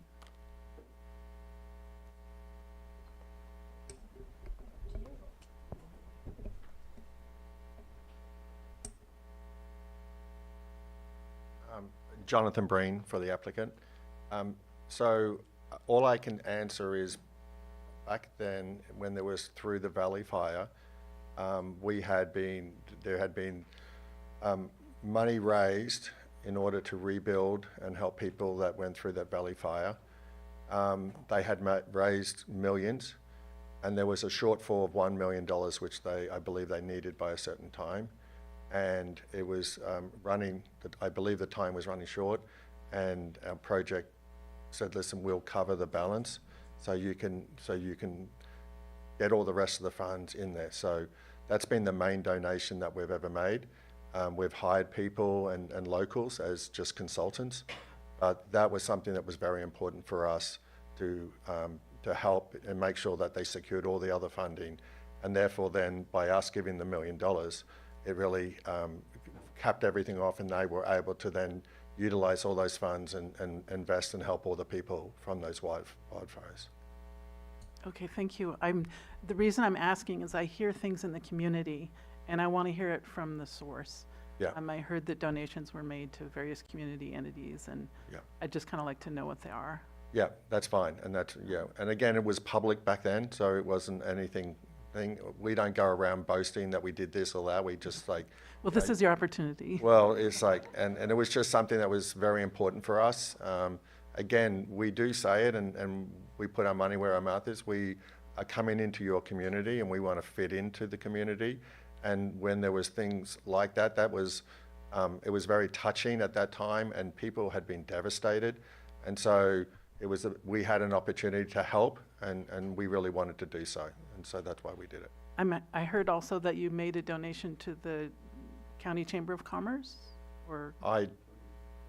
Yeah, you can address that one.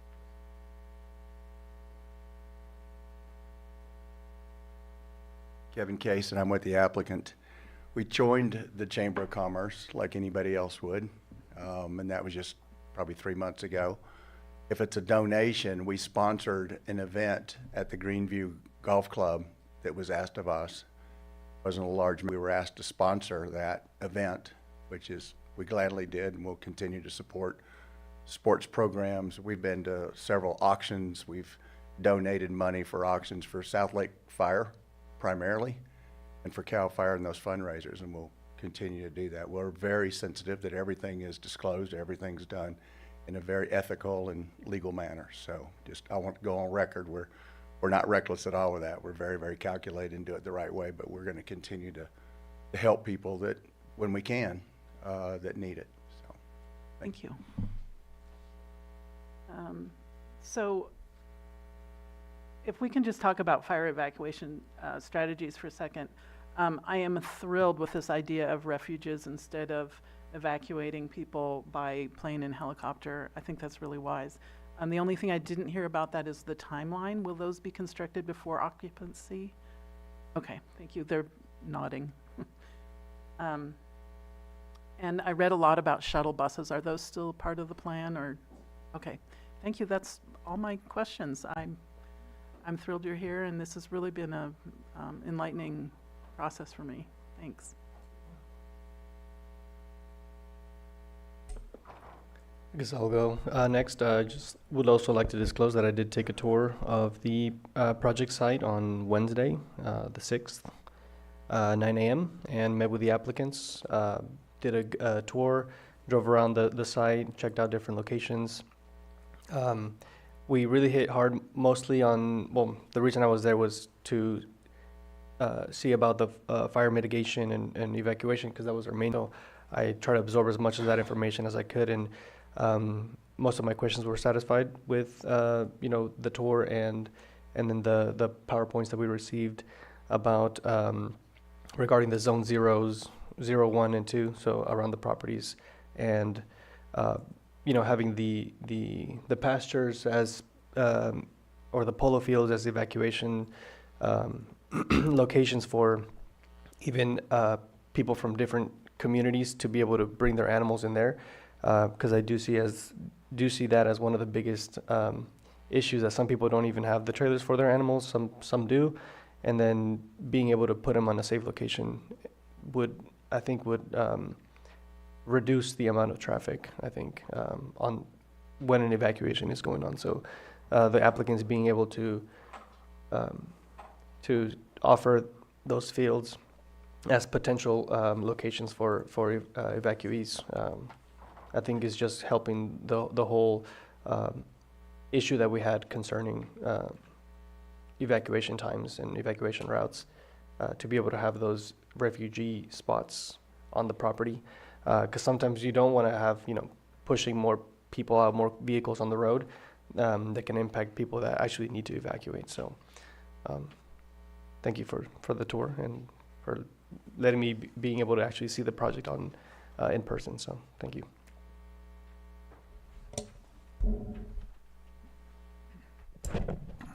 Yeah, thank you. I also wanted to disclose that I took a site visit on 8/5 on Tuesday, and the site visit really helped me get a sense and scale of where everything's going to be, what it's going to look like, to look into the future, to see how the land's going to be used.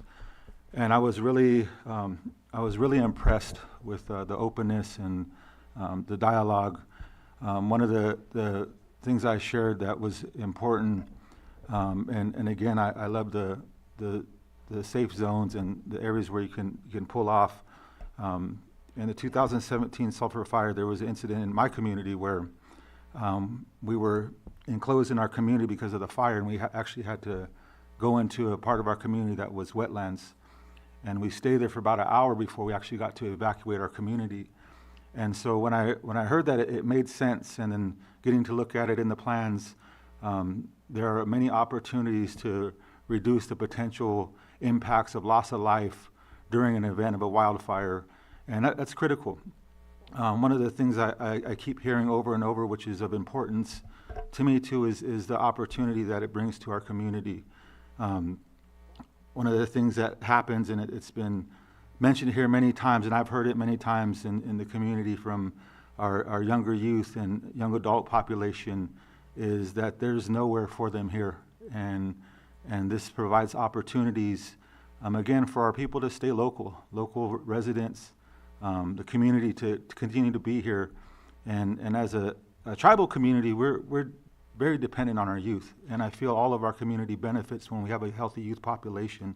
And so that's something to think about when I'm thinking big picture about what this is going to look like in the future, long after, I'm gone.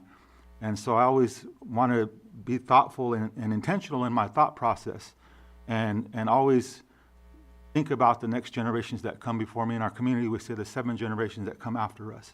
And with that in mind, I feel like this project can support many things in Lake County.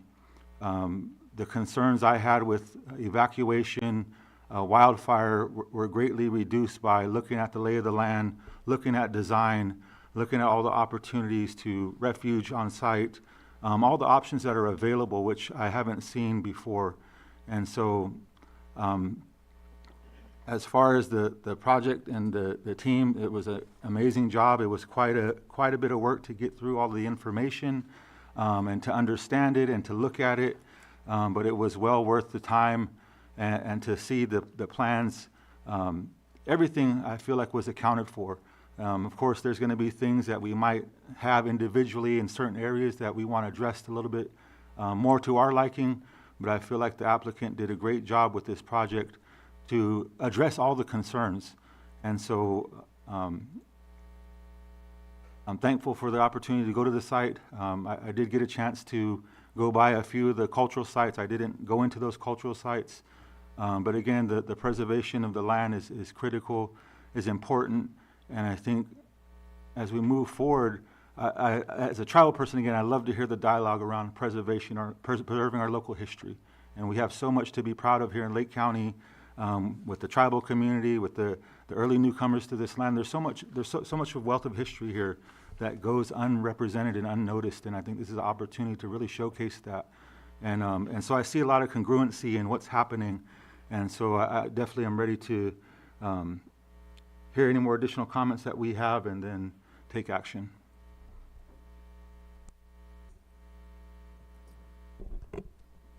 Hello. Thank you all for being here today. So I guess it's my turn. So I did want to disclose also that I met with the developers and with Chief Mike Wink yesterday evening. And there was a couple of questions that I had for Mike, and one of them was basically just asking him what the general impact was of this project on South Lake County fire, should this project be approved. I had found out I was happy to be able to meet with Mike only because I found out he wasn't going to be here today, so I couldn't pose this question to him today in front of everyone and the public. So I did want to share this information. So in part 2 of that question was, what was the impact for the community? Mike said that basically the project is funding a fully serviced station and equipment. The impact to the community is that the Gwinnett Valley Fire Station will become part of a regional system stationed at the development site, and the station will also be of service and assistance to surrounding stations, including Pope Valley and Napa, as well as Hidden Valley Lake, Cobb, and Middletown. So the project impact fees will stay here, and we'll have another fully staffed station. And I believe Kevin Case had added on that basically the project developer owns the assets and CAL FIRE will operate it. Another question I had for Mike was, what are your thoughts on the temporary refuge areas, the TRAs that have been discussed? So we had a little discussion about that, and again, that they would serve a good purpose in the event of an emergency, giving first responders time to assess a situation, to perhaps ease the traffic flow on the roads and keep people safe. We also briefly discussed the air evacuations, and that while that remains opportunity or an option for removing people from the site, it is unlikely to happen because there was, I guess, some question about, you know, how many people can you get off, you know, into flight and off the site, how quickly, in regard, that is a option that can be used in addition to other things, and it would, let's hope, that it would be unlikely that you would need to move mass numbers of people via flight, that it would be in small increments. In regard to Grange Road, we also discussed that. And that's a question that I have for the county, given that this is now going to become an access route for the project. It was unclear exactly how much of Grange Road is within the county maintained system, and I guess I would like to make a statement that if in fact we as a county are going to support great economic opportunities such as this, that we do need to take a look at our road systems and take care of them so that they can be functionable. So other things that we discussed, Jonathan and Kevin Case had shared with me the little video clip. We discussed the Middletown housing project, and so I'm going to get to that in just a moment. We asked, I asked their thoughts also about, in regard to the Attorney General letter. And with that, that's kind of my site visit, but I would like to talk a little bit more about the housing project and the Attorney General letter. As we know, this project is before this Planning Commission because of a lawsuit that was previously filed. Given all the work, and I think many of you have seen, and I know as planning commissioners have struggled through the massive amounts of paperwork and reading all of the documents, we would like this project to go through. So we preferred it not to end up in a court case again. So with that said, our job, and again, I applaud our chair for leading us in the discussion of postponing our last meeting so that we would have time to more thoroughly investigate, to read the materials, and to do site visits so that we can do our job and our due diligence with moving this project forward. On the other hand, the lawsuit also provided the opportunity for this project to be heard again.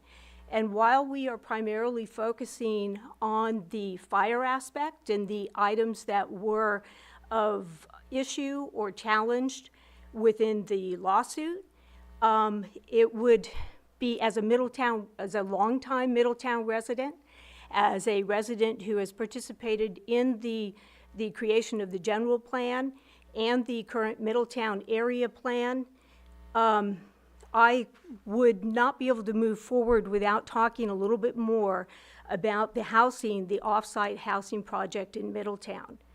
We've heard a lot of wonderful things about the project that's happening out at the Gwinnett Valley. So, and some of those words include sense of place. Middletown has a sense of place and has a character. In our Middletown area plan, it speaks to this, and we have design elements in there.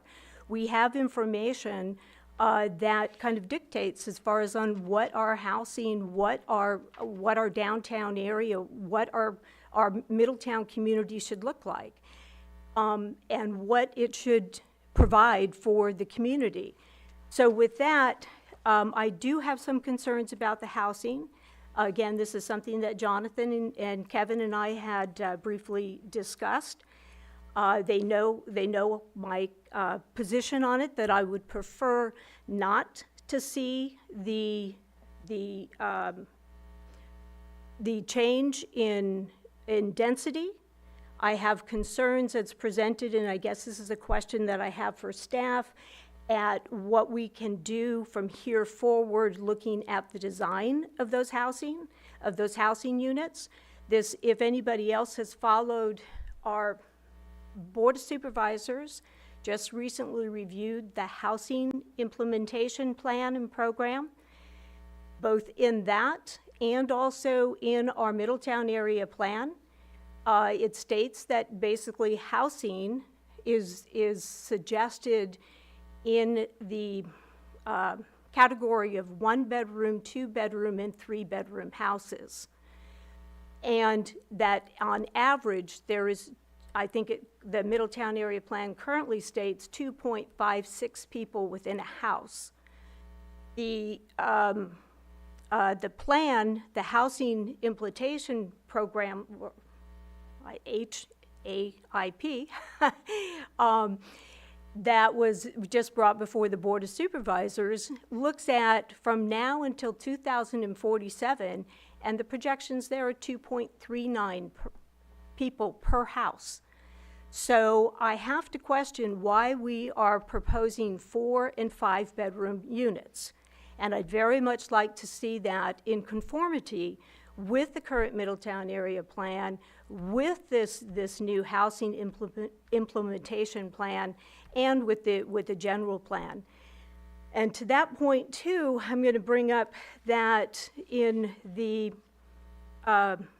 project summary that we have before us, we of course have the Middletown area plan site, the housing site, is at 12.75 acres. The general plan designation for this location is low-density residential and resource conservation. The zoning in the Middletown area plan is R1 single-family residential, and it has a good portion of it located in the floodway fringe combining area, the floodway combining, and waterway combining. So in and of itself, of that 12.75 acres, there is a limited portion of that parcel that can actually be successfully built on without putting people in harm's way and or spending a lot of money construction-wise to provide housing in that area that would be safe. So with that said, I have some concerns, and I guess I would like some reassurances that although it's written in as the description of this housing project is written as 4 and 5 bedroom houses, to the quantity, anyway, I'd like some reassurances that we can work with that, and that we can indeed make Middletown also continue with a sense of place, as opposed to just using it as, and I'm not even clear exactly on what the definition of workforce housing is on the county level and or from the applicant, but I'd like that workforce housing to actually reflect the character of Middletown as well. Thank you, Commissioner Rosenthal, for that staff-related question. I'd be happy to just go over that particular aspect of the project in regards to the general plan, local area plan, and housing action and implementation plan. As Commissioner Rosenthal stated previously, the current land use designation is low-density residential with a zoning district of single-family residential. This particular parcel was already approved for a subdivision with the same number of units that we're looking at in this one. In 2006, the Planning Commission at that time found that it was consistent with the general plan and local area plan. But that subdivision expired because it came right around 2006, and as the Commission knows, 2008 is when we saw a number of our previously approved subdivisions kind of falter and not move forward. The floodway and floodway fringe and waterway areas are there due to the creek that runs alongside part of that parcel. And in order to address that, the subdivision map will include the base flood elevations that are going to be required in order to ensure that development will be done safely. With its current zoning district, and the fact that it is within the community growth boundary, which is where you'll find your not only low-density residential, but also opportunities for your medium and high-density residential due to its close proximity to the town, as well as its access to municipal water and sewer. It would allow, without any change, subdivision of, what was it, 93 parcels? Is that 93 units, I think? I didn't write it down from last time, but it would allow for subdivision of 6,000 square foot minimum parcel size. And so the proposed development is significantly less than what could have been designed and proposed that would still be consistent with the low-density residential. But a portion of this project, or of this parcel, has been proposed to be changed to medium-density residential to allow for the duplex design. We have no problem with making sure that the design guidelines fit the Middletown area plan. In fact, they've been reviewed for that. Let's see, is there anything else I haven't addressed? I think that's what we've got. The way that this project does speak to the HAPE is the recognition of, as not only as the county grows in the future, but also recognizing the significant loss of housing resulting from the Valley Fire in the Middletown area. It does address a strong need for, I think it was an estimated 5,000 units of housing countywide, not just Middletown, but countywide during the next housing or next general plan lifetime period. And this is a need for housing that spans all economic levels.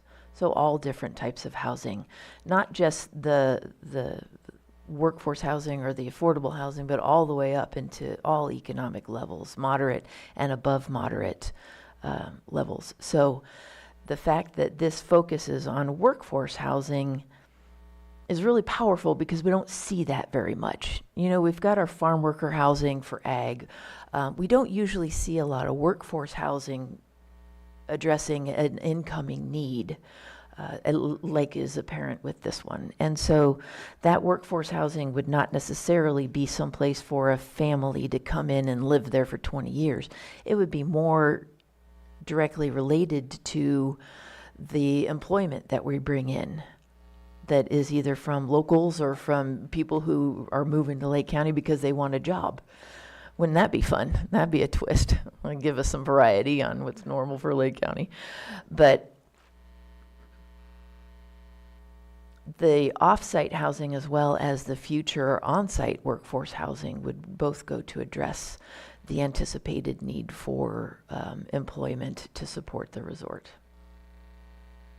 I'm going to jump off my soapbox and let me know if there's anything that you had questions about that have not yet been addressed. We do not have concerns regarding the flood danger because that is normally integrated and taken care of as far as part of our subdivision ordinance and the Subdivision Map Act requirements.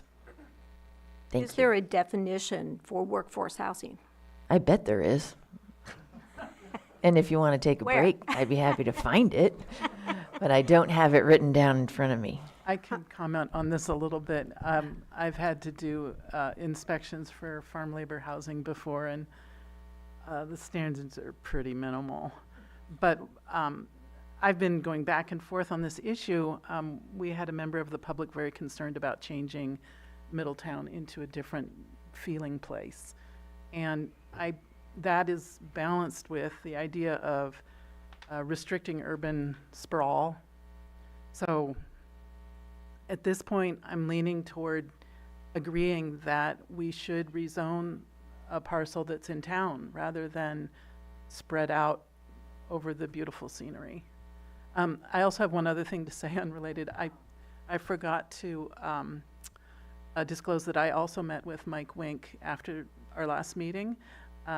We talked about a lot of things that were already mentioned. But the one thing that I didn't hear that I thought was very important was I was very concerned about the evacuation route. And Mr. Wink told me that Butts Canyon Road does meet state code. And he also explained to me, I was very concerned because somebody spoke last meeting about being stuck in traffic, trying to escape the fire. And he told me that what had happened was people were stopping at a stoplight in Lower Lake. And a roundabout will solve that problem. I don't know, I'm not in a position intellectually to analyze the numbers and figure out whether it will solve the whole problem, but it answered that particular concern that was expressed at the last meeting. Go ahead. If you would like to come to the podium, you can answer the question. Before you do that, I just have a question. Go ahead, but maybe around that, when you have employee housing, and I believe I asked this last time, and certainly after the two housing reports were presented to the Board of Supervisors in the last couple of weeks, one of the concerns is to have housing for a variety of income levels, and that being low income. And so would some of this housing that's going to be built have some of those opportunities? And I believe somebody asked a question earlier today about would there be affordable for various income level groups. Okay. And as I recall, the answer was it was going to be market value. So I just wondered, with some of the reports that have come to the county addressing housing, is that something that can be part of, a part of the plan? And I know that's off-site housing, and there is also on-site housing, which would be part of whatever, whatever the applicant wants to do. But off-site housing, just didn't know if that was something that was available. So I don't know if that was part of what you were asking, maybe. Commissioner Rosenthal, if you wanted to restate your question, perhaps, in case. Okay. Yeah, again, Jonathan Breen for the applicant. So just to answer the question, the Middletown housing, we could have, yes, we have 16,000 acres. We could have put the staff housing on site. But one of the things that if we put ourselves in the shoes of the people that are working at the project, you don't want to work and live in the same environment. Okay, you want to leave and go into town. We loved Middletown, and we felt that by putting our workers, and there was a comment previously, these were going to be construction workers. I'll be on record that they are not construction workers. Our construction workers camps are on site, close to where the work is, because they are up very early in the mornings, and we wanted them close to be able to get to the job sites. So these are for operations people. They'll be in their 20s and 30s. They're what we feel great members and future members of the community of Middletown. If you go up and down Middletown, there's a lot of vacancies. So what we thought, maybe we were wrong, but we thought by having an injection of younger people coming, they'll go in there for a coffee, for some lunch or dinner. They will spend money in the community and will help locals with jobs and be able to also create businesses which should flourish. To your point, if the design of it, again, we can design it however we want. It's not set in stone. So I could again go on record that we will work with the community where we all come up with a design that is in keeping with Middletown. So you don't need to be concerned that if you don't like what you see today, we are definitely open to work together to make sure at the end of the day, this is for, that everyone's happy with what ends up getting developed there. We've also had, Angela had a question else who called in. Again, is there a way that we could make essential workers, school teachers, because I know a lot of times some school teachers leave and move because they can get better salaries. So it's something, again, I can't sit here today because I would need to sit and go back with our team.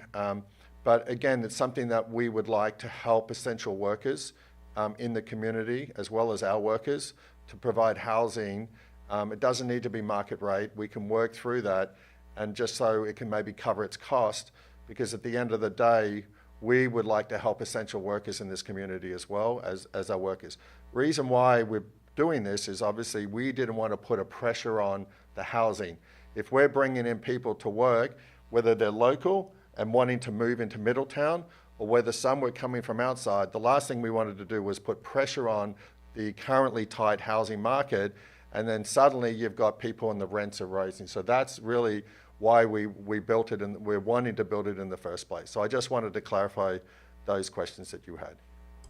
Okay, so, so my problem is not with the housing in Middletown. I think it's great to have the housing in Middletown. Yes, as in our discussion yesterday evening, as I said, if you ask the question to Middletown, almost any community in Lake County, if you say, do we need more housing? Yes, we need more housing. Please bring more housing. We've all been waiting since the fire for the apartments to get built, to get rebuilt. But what this housing, I believe that Don Smith had spoke also about health and the well-being of the community. And so the health and the well-being, much like everything that we have heard and everything that is presented, everything that's in the planning, the site plans and stuff for the project out in Gwinnett is absolutely gorgeous, that people are going to come here, feel good, the community is going to feel good about it, everything about it is fabulous. And makes you feel vibrant. What I want is that housing in Middletown to do the same for the people within the community. I want that vibrancy. So, but to put people in a house that is less than 1,300 square feet, and by the way, I've lived in a house that was 1,400 square feet with 4 bedrooms. I know what that size feels like and looks like. I don't want people, or that's not the kind of housing that brings that vibrancy to the area. Is 5 bedrooms in less than 1,300 square feet and 4 bedrooms in less than 1,000 square feet. That's my issue. So yes, I love the fact that you want to bring housing to Middletown, that we want to improve and provide housing. That's my concern. And I also, much like I think you used the word too, out at the resort, you're not going to have cookie cutter hotels. You want to bring in and let people feel the culture and be part of it. Same thing with that housing. I have to go on record to say, as our Middletown area plan states, no cookie cutter housing. So. Yeah, and again, I think we would definitely work together. I agree with you that when you train staff over many years and you lose staff, it's very costly for a business. And so we've always wanted to have happy staff. I want young kids coming in who meet other people, get married, have families, and so it's about the environment they live in. We had a lot of parks, we had a lot of recreation within the Middletown. There was a lot of open green space. Again, trying to make it where it was a beautiful community that you could go. So I'm definitely happy to sit down and work through the plan. So both from the size and the buildings and the design to make sure that it fits within Middletown and it's good for our staff. We even talked to Lisa Kaplan about maybe bringing in a younger audience and helping us with it. The younger people that would live here in these buildings, what do they want? Because again, what we all want at our age is different to what the younger generation wants. So we want to, as part of this process, bring in some of the younger people that will want to be living there and to sort of come up with a design that fits in with Middletown, but also fits with the people that's going to be living there. And then, as you know, we discussed last night also is the density of the property itself. Yep. So, and because the permit goes with the property, as I expressed, or whatever, that is a concern also, that you change the zoning on it from R1 to R2, and it's only 3.5 acres that we're talking about changing to R2, but nonetheless, it is a change. Yep. In an area that is located on the border of the community growth boundary. And I know our information says differently, but if you go out there, and I know you've been out to the site as well, and anybody else who is familiar with Middletown, is that on the other side of that creek, there are 1 acre parcels. It's a grid of 1 acre housing development there. So that's borders on one side. Another side is open space. And then you have the parcels that sit in front of it that, again, are zoned R1 as well, that have a single residence on it, and they're a rather large parcel. They could be built out to more. But but those folks decide, they like having their single home there in that location. Anyway, so it's the surrounding community around this housing really screams for low density, as is the designation in the general plan. So in the general plan is our constitution. Yep. The Middletown area plan then changed it to a zoning of R1. But the general plan has low density, more of a suburban residential feel. So with that, that's. Yeah, and again, to Mariah's point, it is zoned for 93, we're doing 49. But again, I will say that we are very happy to work moving forward. I believe it has to come back through planning and supervisor vote. So again, it's something that we want to make sure the last thing we want is to build something that everyone hates and it's going to create tension. So it's just not worth anyone's, interest. So again, working together and whatever we create there, it's going to have to be a win-win for everyone. Okay. Okay. Chair Chavez, I did receive multiple offers of definitions of workforce housing.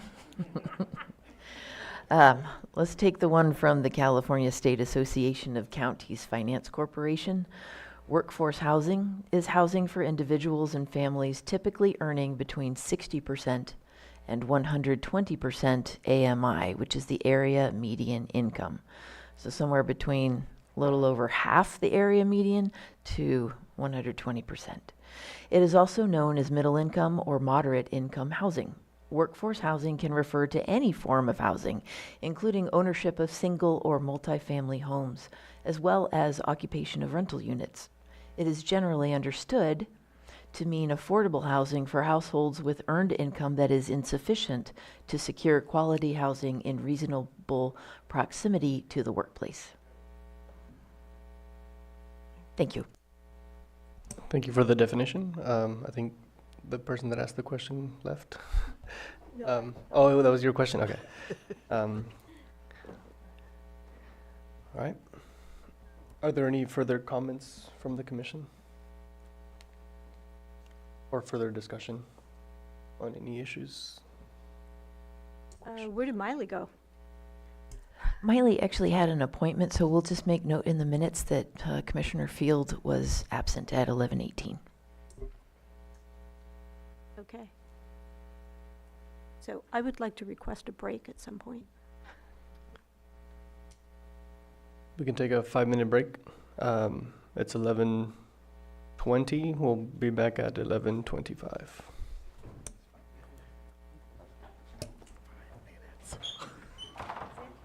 I know.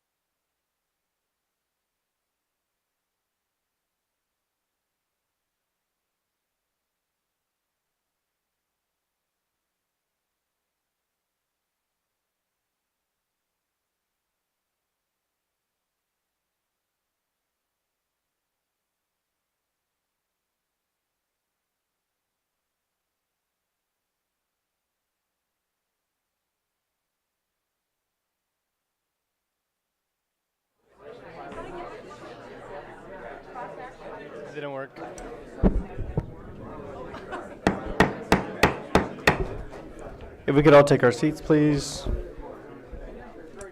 I just wanted to try to see if it would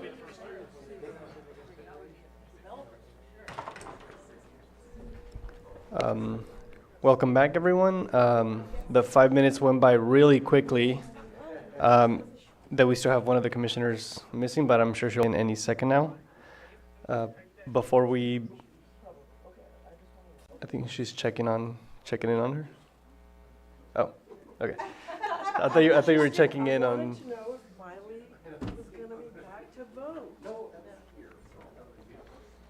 All right. Yeah. So I guess we'll just give a couple more minutes for Commissioner Rosenthal to return to her seat. Seeing as the time, like I said, it was really short, but yeah, she'll come in any second now.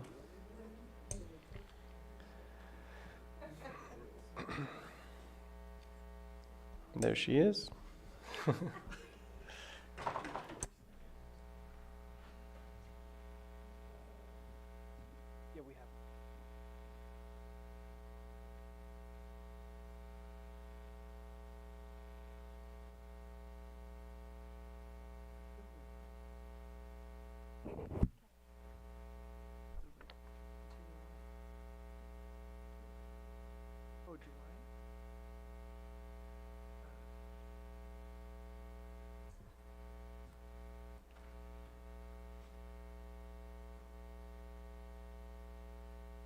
Chair, is it okay if I ask a question? Yes, we're back. Okay, I had one question I noticed in my notes as we were taking a break is on page 6 of the Attorney General letter that was received on 7/25. At the bottom paragraph, it mentions the dead end and looped roads. And again, this is in the interest of, I'd like to make sure that all of our T's are crossed and our I's are dotted. But anyway, it refers to the Board of Forestry fire safe standards that limit the length of dead-end roads and looped roads to 1 mile. So, and I just wanted to make sure that that was true on this project and all the changes that have been made. Those are included in the modifications to this project, but I would defer to Ryan and Annalee for more details. Yes, so those are part of the project modifications that were incorporated from the 2020 project to now with the resulting of the state's adoption of the new minimum fire safe regulation. So those are the legal requirement, and so that is part of why the project had to have its road network redesigned, and that was adequately incorporated. Thank you. And then my closing comments in regard to the housing is a couple things. Is number one, I really don't like the consideration of it being tossed out that there could be 91 or 93 units on the property versus the 50 that's being presented. If that were true, if that was economically feasible, I'm sure that that would have happened on the project at some point.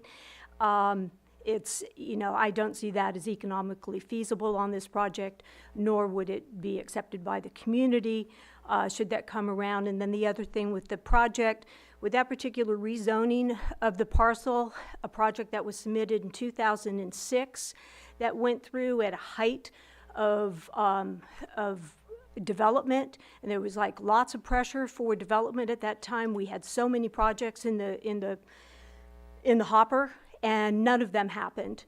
So yeah, none of them happened.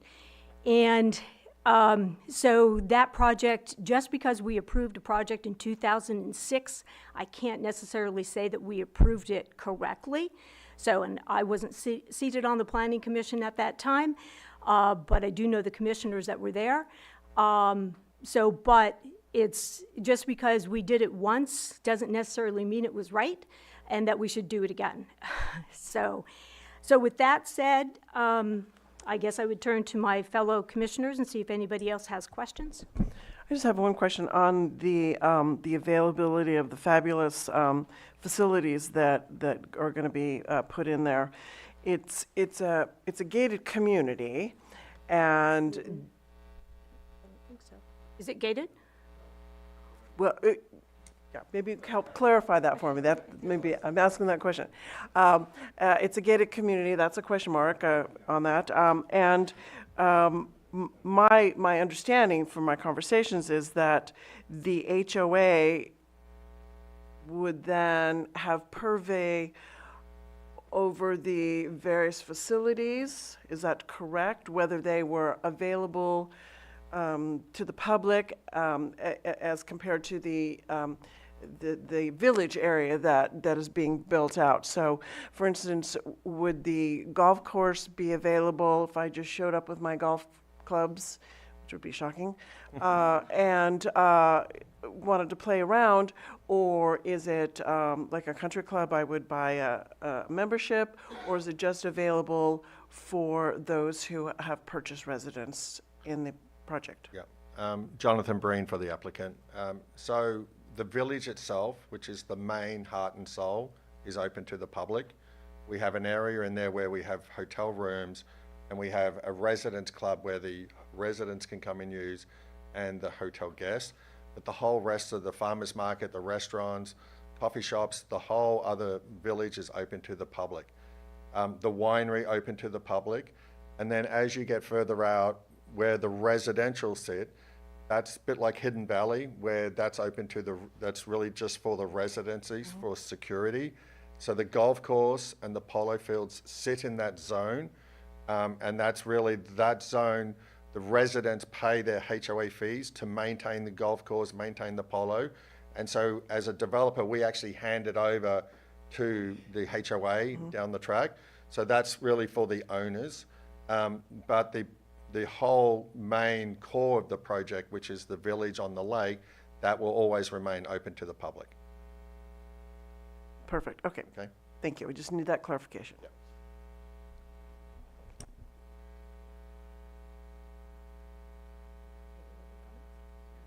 I don't think I have any further comments other than, well, I guess I do have a comment. Well, in the, speaking about the off-site housing, I think as a population, we've always been increasing, so the need for having more housing is always a need, you know, especially here in Lake County. So I don't see that part of the project as an issue, especially having the developers, you know, wanting to work out what would be best for the community in itself. So whether it be, you know, doing the full build out or just doing, you know, making it more comfortable by doing less. So I think having that option is great, that the community will have an input in what that would look like. But also, regardless of whether it was part of this project or not, I think we need more housing in general. So, and then if it was somebody else taking it on, they would maximize, I think, the use of the property to where it would be like more condensed.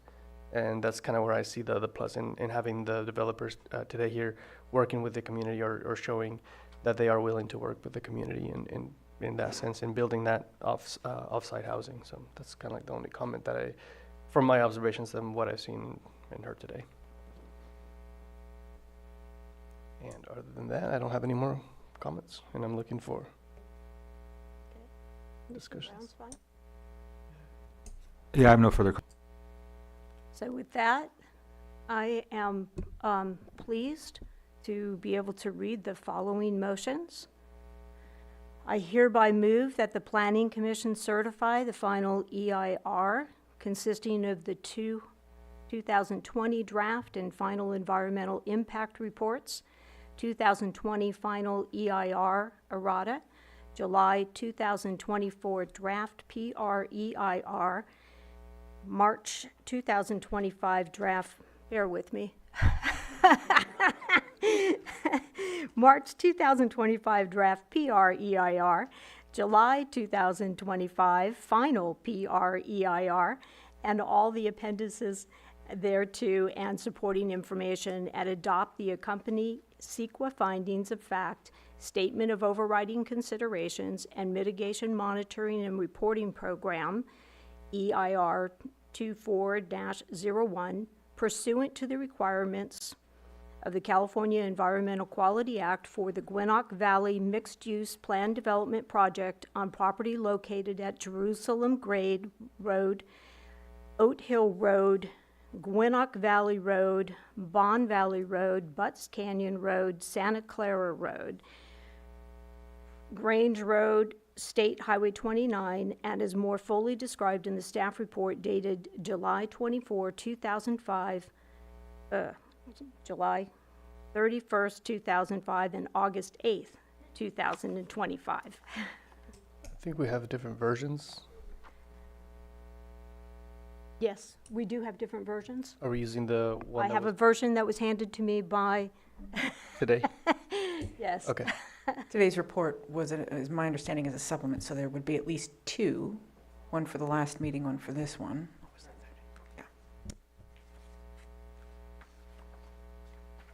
What? The last thing to clarify is, there was a couple set of recommendations between the two staff reports. They are both correct, but we liked the way that one was worded, for the EIR, and then the remainder of them are gonna be from the, staff report that was uploaded for today's meeting is the memo. So, as amended. So if there's slightly different wording, that is why, but the actions are the same. Okay, very well. Just making sure. Does that need a second? Oh, Got a motion and a second? All in favor? Aye. Aye. Aye. All opposed? None. And one absent. Okay. Motion passes. I move that the Planning Commission adopt the use permit. No, wait a sec. I hereby move. Am I reading the first line? I got two different things here. So I got this line here. Yes. And then I go to here.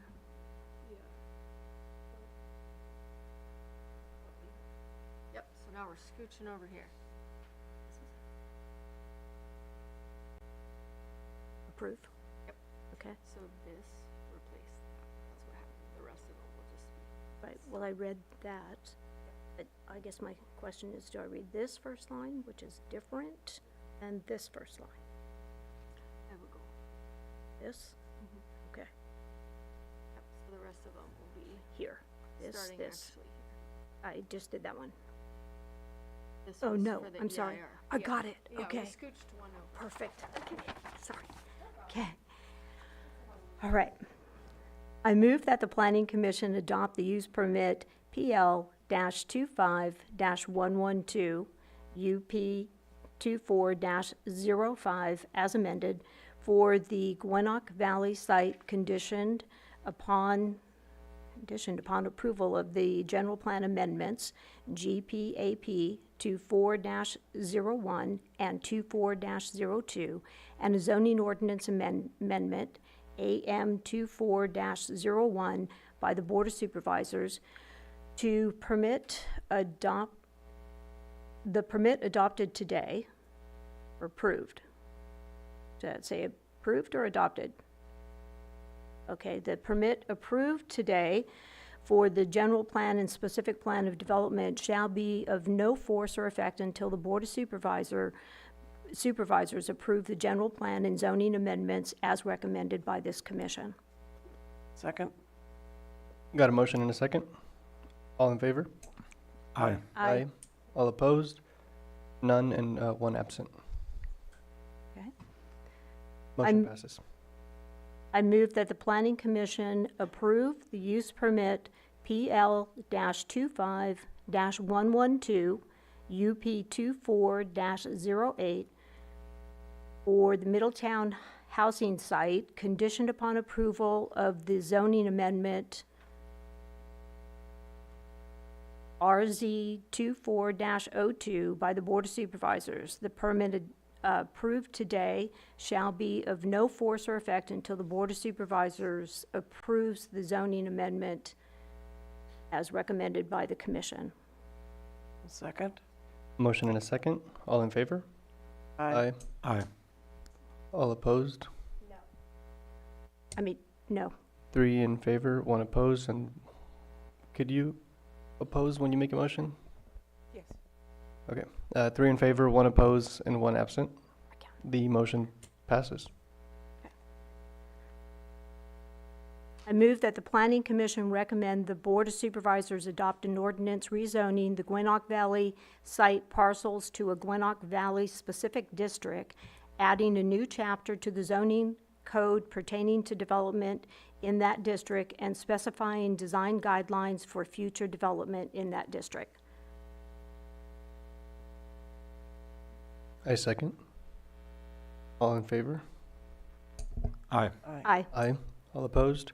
None, and one absent. Motion passes.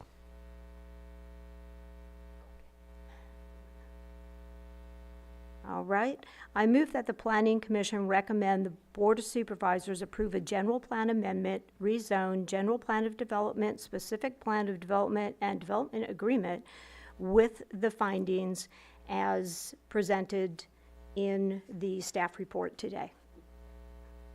Second. Motion and a second. All in favor? Aye. Aye. Aye. All opposed? None, and one absent. Motion passes. And there is one more motion to be read. I'll hand that over to our chair, if you don't mind. The last two? Yeah, number 6, I'm sorry. I think there's just one. 6. Oh, is there 7 too? Could I make a motion? I think I would have to. Oh. I don't think I can make a motion. Sharon. For the chair to make a motion, you'd have to vacate the chair temporarily, Sharon. which you could. You can, however, remain in the chair and make a second, and second a motion. Okay, 6. I move the Planning Commission recommend the Board of Supervisors approve a rezone of the interior portion of the Santa Clara site from single-family R1 to two-family residence R2, subject to the attached findings. Attached findings. That's it. I second. All in favor? Aye. Aye. Nay. Nay. Is there 7? That's a 2 noes.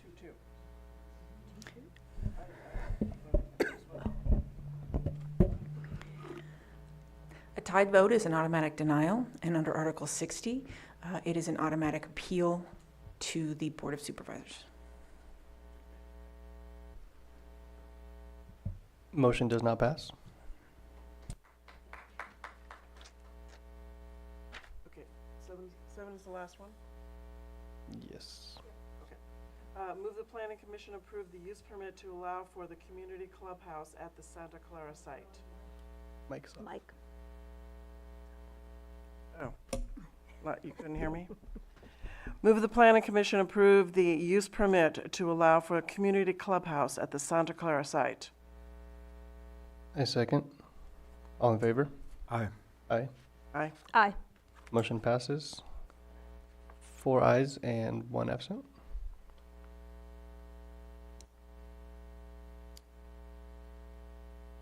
Okay, because in my version, I have other sample motions that are in here, but I'll just skip to the note. We went with the wording and the recommendations over the sample motions, so yeah, those are just superfluous. Note, the applicant or any interested person is reminded that the zoning ordinance provides a 7-day calendar day appeal period. If there is a disagreement with the Planning Commission's decision, an appeal to the Board of Supervisors may be filed. The appropriate forms and applicable fee must be submitted prior to 5 p.m. on or before the 7th calendar day following the Planning Commission's final determination. Very well. All right. Thank you.